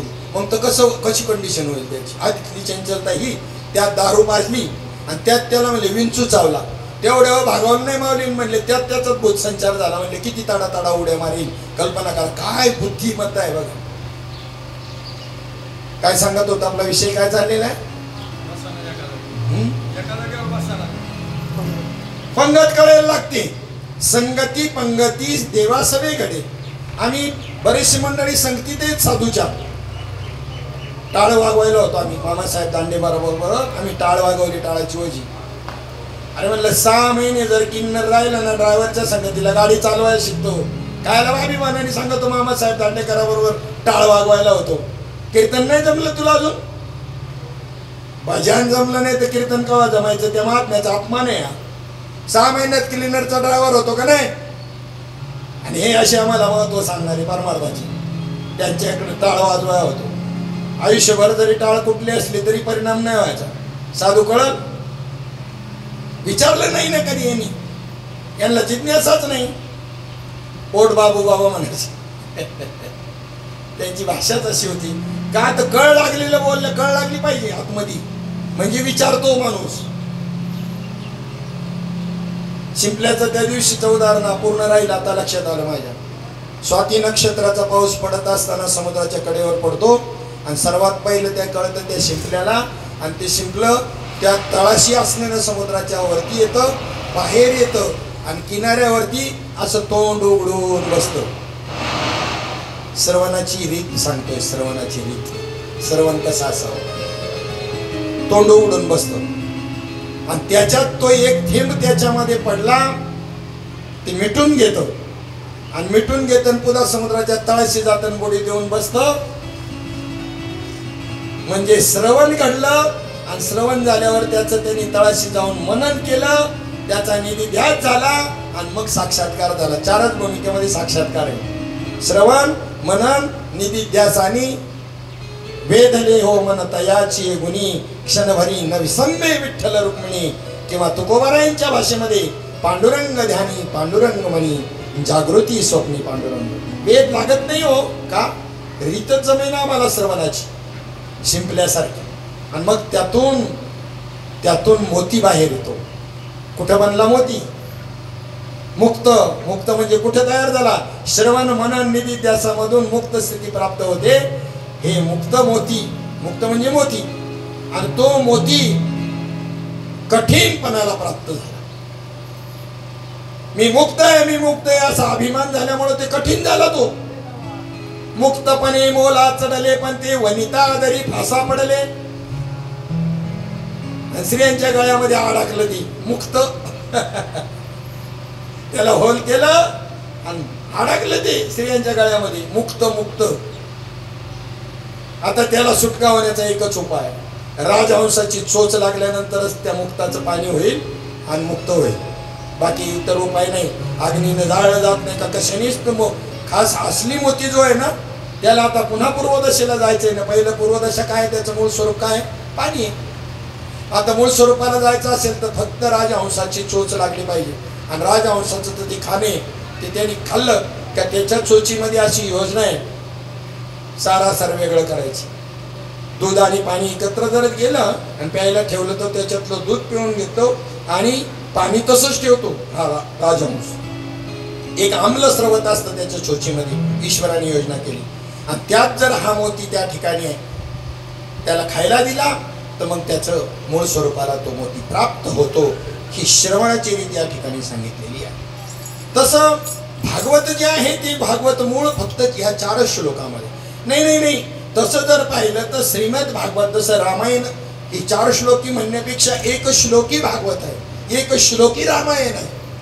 नवे नवे नवे नवे 2च अक्षराचं भागवत आहे किंवा 2च अक्षराची गीता आहे. जो तुम्हाला प्रबोध मिळालेला आहे ना त्याचं नाव आहे भागवत, त्याचं नाव आहे गीता, आणि सगळं काही वेद वगैरे सगळं त्यालाच म्हणतात. मग त्याचा विस्तार त्या 2 शब्दाचा विस्तार म्हणजे काय आहे? चतुश्लोकीचा आपलं 1 श्लोकी भागवत. आदौ देवकी देवगर्भजननम आणि आदौ तपोवनादिगमनम ते 1 श्लोकी रामायण झालं. आणि आदौ देवकी गर्भजननम गोपी गृहे वर्धनम हे 1 श्लोकी भागवत झालं. आणि 4 श्लोकी भागवत कोणतं? चतुश्लोकीचारी भागवत. तर दुसऱ्या अध्यायामध्ये, दुसऱ्या स्कंदामध्ये 9व्या अध्यायामध्ये 33, 34, 35 आणि 36 हे जे 4 श्लोक आहेत. आता ते पहा काय आहे. ब्रह्मदेव म्हणतात, प्रभू आपण एखाद्या मित्रासारखा माझा मित्र म्हणून स्वीकार केलेला आहे. मी जेव्हा सृष्टीची रचना करेल तेव्हा ही सृष्टी मी निर्माण केली असा अभिमान मला होऊ देऊ नका, असं मला कृपादान द्या.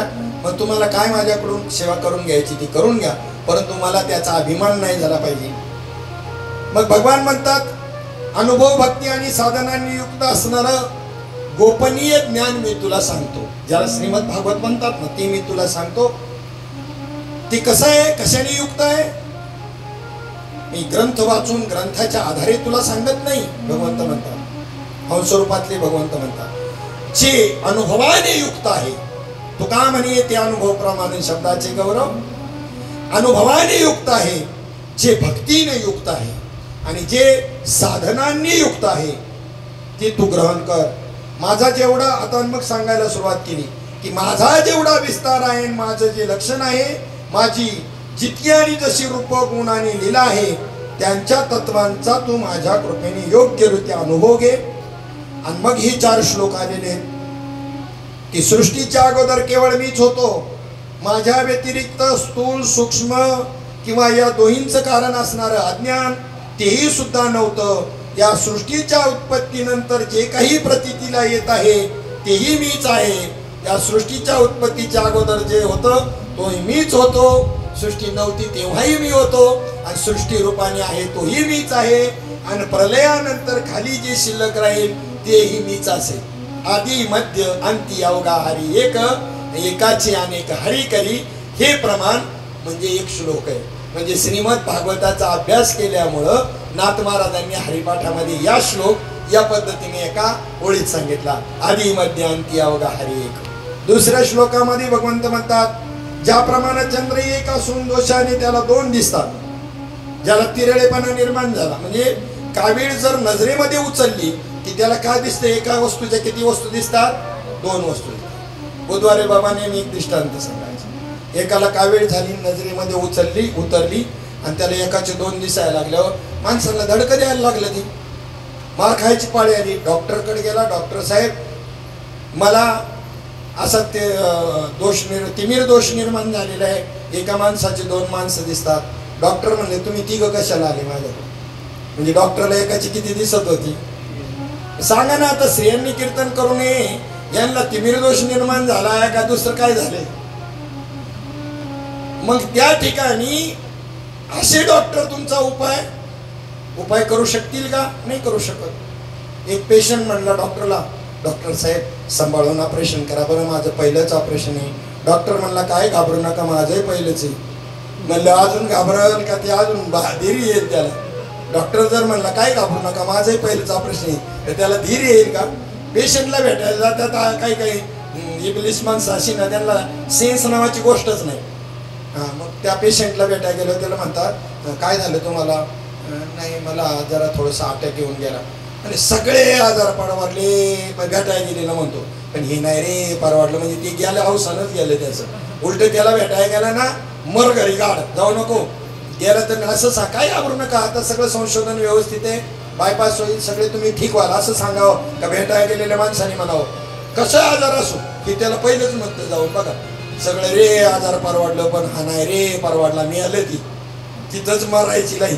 भेटायला झालेल्यांना काय कळत नाही बघा कसं बोलावं ती. मग इथे चंद्र एक असून 2 दिसतो.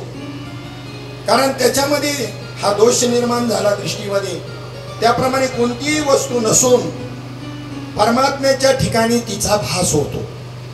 परमात्म्याच्या ठिकाणी मृगजळ म्हणजे काही वस्तू आहे का? काही भासच आहे ना. खरं पाणी आहे का? आणि मृगजळाचं पाणी जर असतं तर ही धरणं कायला बांधली असती सरकारने? साळी केळी पिकवली असता. माऊली ज्ञानोबाराय म्हणतात मृगजळाच्या पाण्यावरती. विषयाचे समसुख बेगडाची बाहुली, आभ्राची सावली जाईल रया, किंवा मृगजळवत जाईल रया. विषय सुख जे आहे ना, हे विषय सुख म्हणजे जे आपण अनुभवतो विषयाचा शब्द स्पर्श रूप रस गंध या माध्यमामधून, तर हे विषय सुख म्हणजे मृगजळासारखे. बरं त्याला आधार काय? मृगजळ कोणत्या सत्तेवर भासतं? अज्ञान जे भासतं तुम्हाला ते ज्ञानाच्याच अधिष्ठानावर भासतं ना. इथे एखादा घट आणला तर घट सहित पृथ्वी, आणि घट बाजूला नेला घट रहित पृथ्वी. घट सहित पृथ्वी आणि घट रहित पृथ्वी. घट आला तरी पृथ्वी मात्र कायम आहे, आणि घट नाही नसला तरी पृथ्वी कायमच आहे. इंजिनमुळे गाडी चालते, पण इंजिनची शिवरफीट आहे. इंजिन नाही चालत. इंजिन चाललं तर इंजिन जाईल वाघोलीला आणि गाडी जाईल इकडे राहूला. इंजिनमुळे गाडी चालते, पण इंजिनची शिवरफीट आहे. तसं आत्मसत्तेनं तुमच्या सगळ्या क्रिया चालतात, पण आत्मा हे स्थिर तत्व आहे. त्याच्यात स्फुरण सुद्धा नाही कोणत्याही प्रकारचं. सोहमन ब्रह्मास्मी बी स्फुरण नाही. तुम्ही इकडून त्याच्याकडे तिकडे चाललाय म्हणून त्या मनसो म्हणते स्वीकारायचे. इकडून चाललाय ना त्या बाजूनी, आणि तिकडून जर आत्मस्वरूपाकडून पाहिलं तर, म्हणून मी ब्रह्म झालो का पहिलाच होता? बाबा म्हणायचे तुम्ही ब्रह्म झाला का पहिलेच ब्रह्म होता? पहिलेच होता. मग साधन करून काय केलं? साधन करून तुम्ही आवरण घालवलं, भ्रम घालवला, भ्रांती घालवली. जेने भ्रांतीपासून हिरतले गुरुवाक्य मन धुतले, मग आत्मस्वरूपी घातले हे हरवनिया. भ्रांती घालवायची फक्त. मग इथे हे जे मृगजळ आहे, हे मृगजळाला सत्ता कुणाची? मात्र सूर्याची आहे. चंद्रामध्ये मृगजळाचा भास होतो का? नाही. चांदण्या रात्री नाही. मग त्याला आधार काय आहे? म्हणून तुमची प्रेतरूप अवस्था जी साधू त्या बोधाने करतात ना, हे मृगजळाचा आभास नष्ट करावा. सूर्यरूपी अधिष्ठानच काढून घेतलं. आत्मतत्वच थोडस देहापासून थोडस त्या आत्माची सत्ता आहे, प्राणतत्व तेच बाजूला केलं. कशा करता दिली तुम्हाला ती? प्रेतरूप झाला शरीराचा भाव, तर मृगजळ कळावं म्हणून, विषय नाशिवंत हे कळावं म्हणून, देह नाशिवंत हे कळावं म्हणून. त्या ज्या अधिष्ठानावर भासते ते अधिष्ठान त्रिकाला बाधित आहे. आधी बी होता, आता बी आहे, हे पहिल्या श्लोकात झालं. अंती बी उरल तर मीच राहणार आहे. पण मध्ये जे भासते ते आभासिक आहे, ते कायमचं नाही. याच्याकरता दुसऱ्या श्लोकात ह्या चंद्राचं उदाहरण दिलं किंवा मृगजळाचं उदाहरण दिलं की चंद्र जो हा एकच असूनही दृष्टी दोषानं दोन चंद्र ज्याला दिसतात. दोघे बेवडे रस्त्याने चालले होते.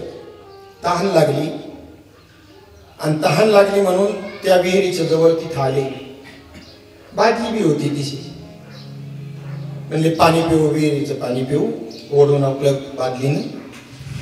आणि त्यांनी त्याच्यामध्ये ती बादली टाकली, आणि एक जण ती वाढायला लागला. त्याच्यामध्ये त्याला चंद्र दिसला. कशामध्ये? बादलीतल्या पाण्यात. आधी खाली याच्यामध्ये दिसला विहिरीतल्या पाण्यात. आणि जर पाणी जसं जसं त्या बादलीत घेतलं, बादली वाढायला लागल्यावरती पाहिलं पाण्यात पाहिल्याबरोबर म्हणला अरे रे चांदमामा तर पाण्यात पडला. हा त्याला सांगतोय. म्हणला मग आपण त्याला तर काढायला पाहिजे म्हणला पाण्यातून. म्हणून यांनी बादली पाण्यामध्ये टाकली, आणि त्याला काढायला लागल्याबरोबर आला ना वरवर आला. कोण?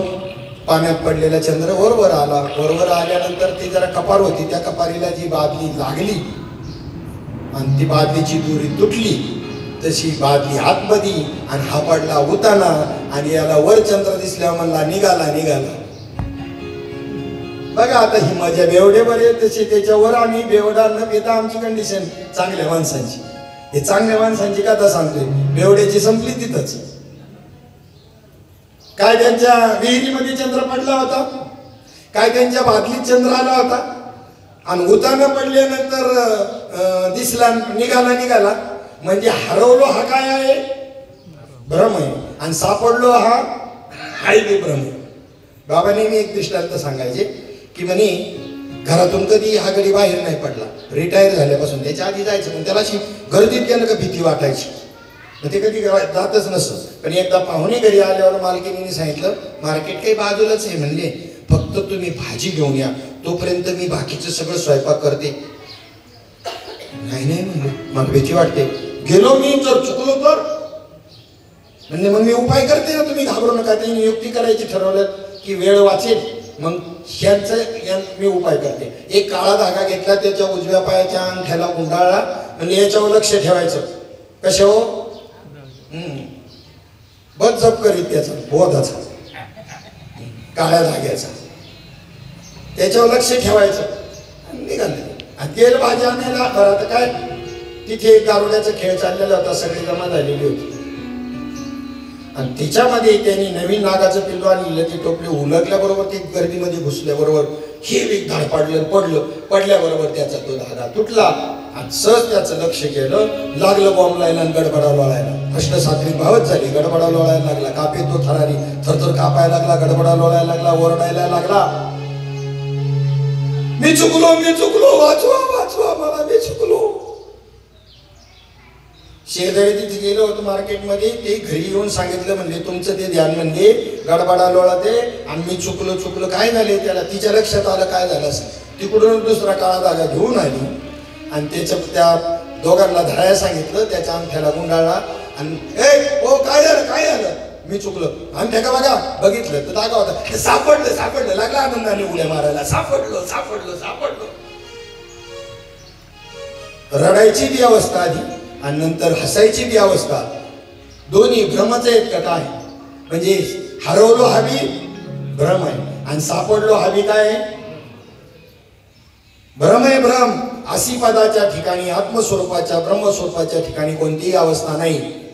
अवस्था जी निर्माण होते ती अवस्था देहाला का आत्म्याला काही विचारलंच नाही. होते बरं वाटतंय एवढंच माहिती, कशी होते, का होते, कशा करता होते काही माहिती नाही. आणि त्याच्याकरता कथा आहे, त्याच्याकरता कीर्तन प्रवचन आहे.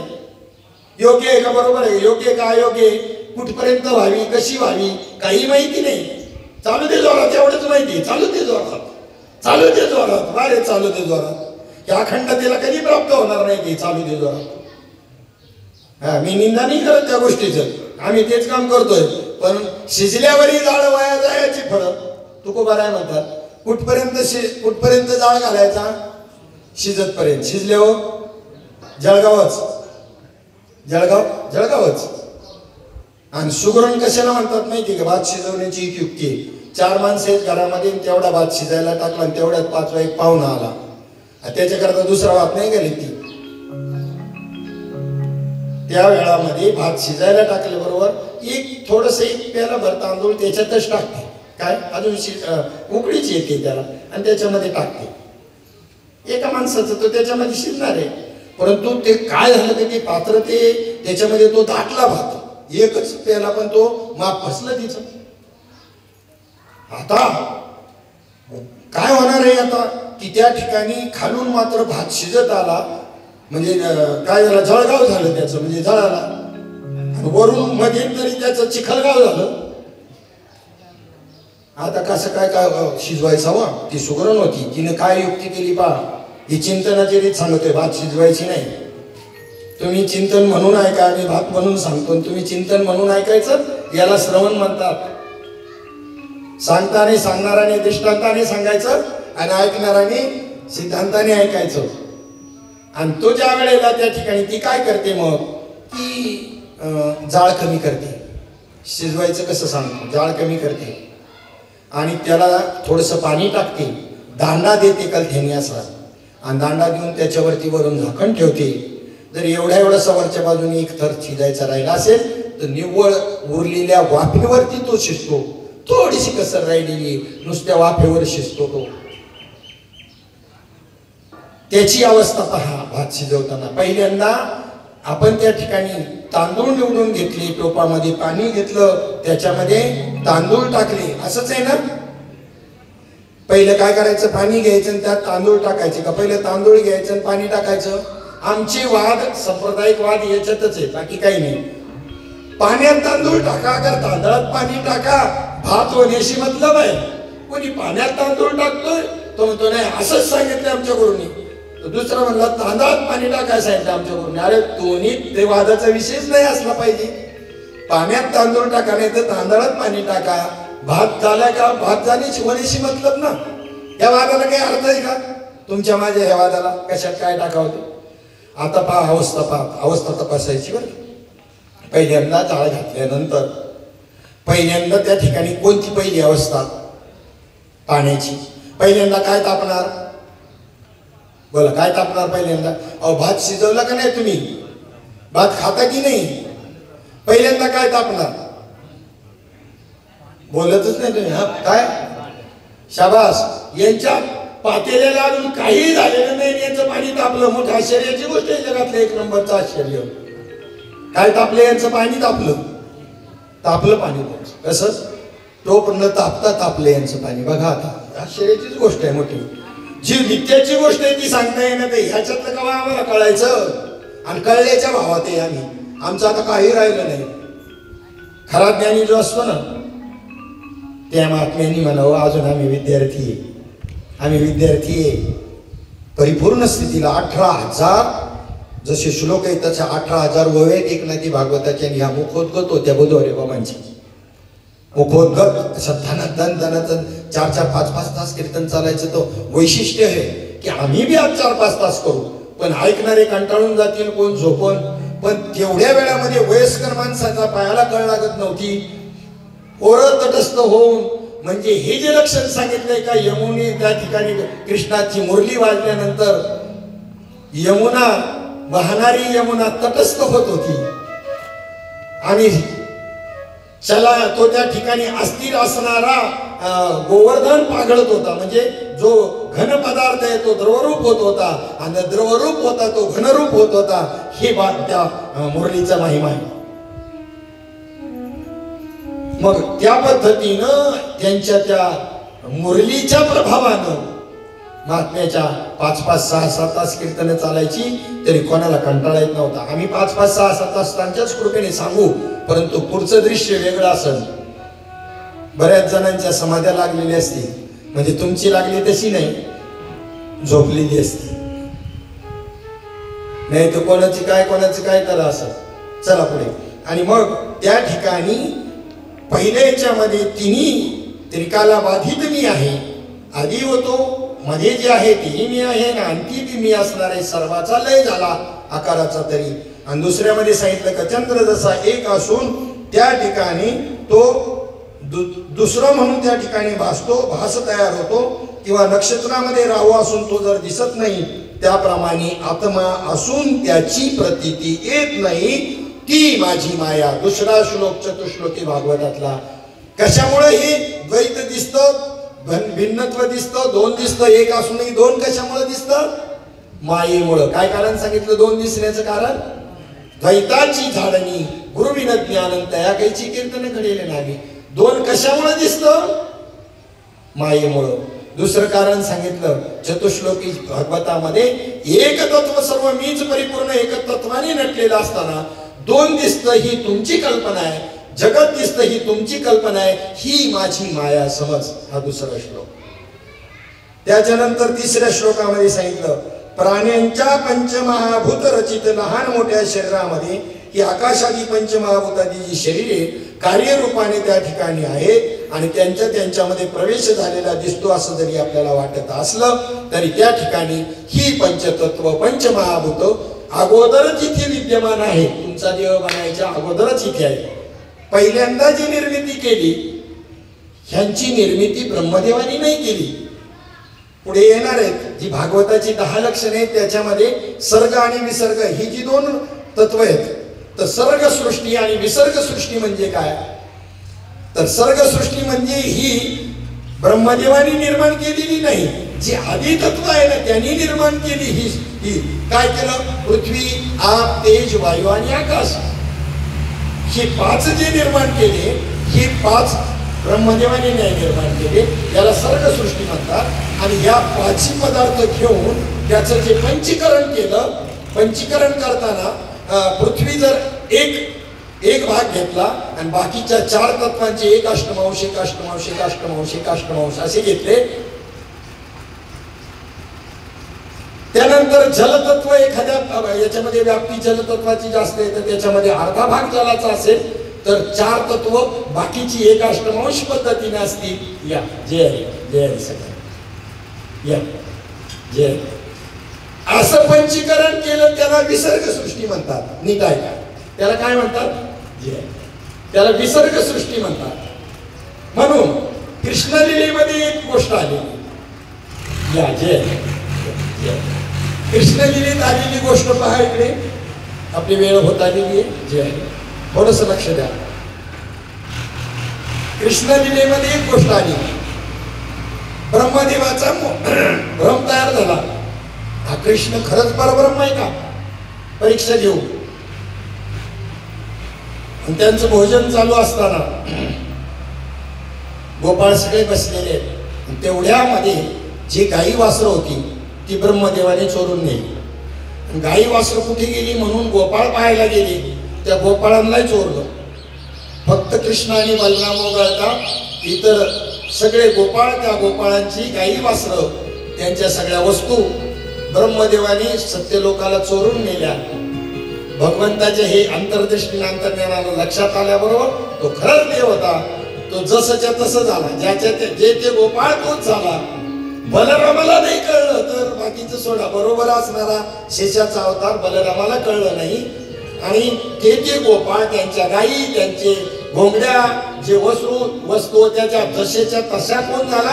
कृष्ण जसाच्या तसा झाला. 1 वर्ष व्यवहार बिघडून दिला नाही. 1 वर्षाने डोकावून पाहिलं कशी फजिती झाली असं तर जसंच्या तसं चाललं होतं. म्हणला मी तुझा बाप आहे. म्हणलं मग तिकडं कोण येते ते बाकी वर ठेवले ते नाही मला माहिती. पण हे सगळं तुला फक्त विसर्ग सृष्टी तयार करता येते रे. निसर्ग सृष्टी मी तयार केली. माझ्या पंचमहाभूत घेऊन तू ही विसर्ग सृष्टी केलेली आहे देवाने सांगितलं. मग सर्ग सृष्टी ही यांनी ईश्वराने केली. ईश्वर म्हणजे जो आता पहिल्या श्लोकात सांगितला ना चतुश्लोकी भागवताच्या, तो ब्रह्मदेवाचा बाप, विष्णूचा बाप आणि शंकराचा बाप. तो हा गजानन माय बाप. आणि आमचा पुराणातला गणपती बाप्पा पूजला जातो तो शंकराचा पोरगा. आणि साधू संतांना सांगायचा शंकराचा बाप. गणपती कळला नाही परमार्थ चाललाय आमचा. गणाधीश ईश जो सर्वा गुणांचा, मुळारंभ आरंभ तो निर्गुणाचा, नमो शारदा मूळ चत्वार वाचा, गमोपंत तया राघवाचा. तो मूळचा जो पहिल्या श्लोकात चतुश्लोकी भागवता सांगितला त्याला गणेश म्हणलेले आहे, त्याला विठ्ठल म्हणलेले, त्याला शिव म्हणा, त्याला जे काय म्हणायचं त्याला कृष्ण म्हणा. म्हणून तर आम्ही त्याची उपासना करतो. सच्चिदानंद रूपाय विश्वोत्पत्त्यादि हेतवे, तापत्रय विनाशाय संभवामि युगे युगे. आणि तोच गोकुळात कोणता आहे? तोच आहे जो या श्लोकामध्ये व्यासांनी सांगितलंय ना, तोच आहे. तुमच्या आपल्यासारखं असं मर्क नाशिवंत स्वरूप नाही जे आकार धारण केलाय, तो दिव्य स्वरूपाने आलेला आहे तिथे. म्हणून त्या लीला तो करू शकला जे आपल्याला अशक्य आहे जीवाला. आणि म्हणून त्या ठिकाणी त्या या श्लोकामध्ये सांगितलं त्याप्रमाणे नक्षत्रामध्ये राहू असून तो दिसत नाही, चंद्र एक असून 2 दिसतं त्याला कारण माझी माया आहे. त्याप्रमाणे आत्मा एक असून आणि प्रत्येकामध्ये तो असताना त्याची प्रतीती किंवा अनुभव त्यांना येत नाही, ही माझी माया समज. पुढच्या श्लोकामध्ये सांगितलं तो आपला विषय चालला होता की पंचमहाभूत रचित आहेत लहान मोठ्या शरीरामध्ये, ती शरीर कार्यरूपाने जरी दिसत असली तर त्याच्या अगोदरच पंचमहाभूत निर्माण केलीत. म्हणजे त्यातून त्या ठिकाणी त्याच्यामध्ये ती आलेली आहेत हे म्हणणं सुद्धा बरोबर नाही. तर आत्म्याच्या रूपाने त्याच्यामध्ये त्यांच्या शरीरात प्रवेश केला आणि याच्यातला आत्मा गेला आणि ह्याच्यातला आला हे म्हणणं सुद्धा म्हणजे अज्ञानाचं लक्षण आहे. कारण आत्मा जात नाही, आत्मा येत नाही, कॉन्स्टंट असणारं असं ते तत्व आहे, ती जात नाही. म्हणून आत्मस्वरूप झालेला महात्मा म्हणायचा. जर त्यांना कोणी विचारलं एखाद्या ताईनं बाबा आता परत कधी येणार, काय म्हणायची? परत कधी येणार? ते म्हणायचे मी जर जातच नाही तर परत येण्याचा विषयच नाही, याला आत्मस्वरूपाने परिपूर्ण झाल्याचं लक्षण म्हणतात. मी कधी जातच नाही ते यायचं लक्षण, याच्याचा प्रश्नच पुढे. हे त्या ठिकाणी मी एक आत्मा सोडून दुसरी कोणतीच गोष्ट नाही, त्यामुळं माझं कशात प्रवेश होणं नाही आणि माझं कुठं निघून जाणं नाही. हा 3रा श्लोक. आणि 4थ्या श्लोकामध्ये सांगितलं जे सर्व ठिकाणी सदोदित असतं तेच आत्मतत्व होय, आणि हेच तत्व जिज्ञासू माणसाने अन्वयी व्यतिरेकाने ओळखून घ्यावं. हा 4था श्लोक, याला म्हणतात भागवत. आणि हे चतुश्लोकी भागवत, याच्यावर नाथ महाराजांनी छोटासा ग्रंथ लिहिलेला आहे, प्रकरण ग्रंथ म्हणून. आणि ह्याचा विस्तार 18,000 श्लोक श्रीमद भागवत. असं पटणार नाही, हे तुम्हाला कंटाळवाणं वाटलं असेल. रोजची कथा कशी आनंददायी वाटते, आता ही कंटाळवाणी वाटली असेल. आज काही म्हणले नाही, ते आता आपल्याला ते सवय लागली ना, ते ठीक आहे. पण हे समजून घेऊन मग तुम्ही ह्याचा विस्तार. गीता फक्त काय आहे? श्रीमद भगवद्गीता 2रा अध्यायातला 11व्या श्लोकापासून 30व्या श्लोकापर्यंत जी श्लोक आहेत, 20 श्लोक, ही मूळ गीता. जसं हे मूळ भागवत आहे चतुश्लोकी भागवत, 4 श्लोक, त्याचा विस्तार 18,000 श्लोक, तसं त्याचा विस्तार 18 अध्याय आणि 700 श्लोक. अशा प्रकारचं चतुश्लोकी भागवत त्या ठिकाणी ब्रह्मदेवाला महाविष्णूंनी सांगितलं. आणि तोच बोध आपल्याला त्या परंपरेनं श्रीपाद बाबा रामदास बाबा यांच्याकडून आलेला आहे. आता पुराणांची जी 10 लक्षणं आहेत आणि उपपुराणांची 5च लक्षणं असतात.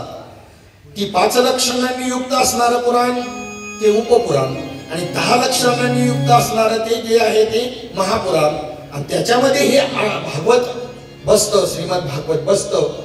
मग आता पहिला जो अध्याय आहे, पहिला जो त्या ठिकाणी स्कंद आहे, हा स्कंद अधिकारी, याचा अधिकारी कोण हे सांगतो. 2ऱ्या स्कंदामध्ये साधन सांगितलं जातं. आणि 3ऱ्या स्कंदापासून पुढे 2 नंतर पुढचे जे 10 स्कंद आहेत. मग आता हे पहा, हे जे हे 2 मध्ये गेले, खाली जे 10 राहिले, त्या 10 स्कंदामध्ये एकेका स्कंदामध्ये हा एक सर्ग विसर्ग उती म्हणजे काय हे आता आपण उद्या पाहू. ते ही जी आश्रय नावाचं जे 10वं तत्व आहे, परमात्मा तत्व, मुख्य तत्व, हे समजण्याकरता प्रत्येक अध्यायामध्ये एक लक्षणाने युक्त प्रत्येक स्कंद तयार केला. आणि त्याच्यामध्ये ईशानू कथा ज्या आहेत, मनवंतर जे आहेत, ती कोणत्या मनवंतरामध्ये ईश्वराने कोणता अवतार धारण केला, ईश्वराचे अवतार किती झाले आणि त्यांनी त्या ठिकाणी काय कार्य केलं, इथून ईशानू कथांना सुरुवात होती. आजचा आपली वेळ संपलेली आहे. सुंदर असे एक भजन किंवा पद 10 मिनिटं लागली तरी चालतील, कारण आज आपण काही विशेष असं म्हटलेलं नाही. तर थोडंसं आपल्या मनोवृत्ती दंग होण्याकरता, तन्मय होण्याकरता, तशा तर तुमच्या वृत्ती तन्मय झाल्यात याच्यामध्ये आता अध्यात्मात सांगत असताना, पण थोडंसं त्या वृत्तीला आपल्याला थोडं भक्तीच्या याच्याकडे नेण्याकरता, ज्ञानातून भक्तीकडे नेण्याकरता असं एखादं भजन किंवा पद म्हणा की जेणेकरून कि हमारी जो वृत्ति है वो झूम उठनी चाहिए.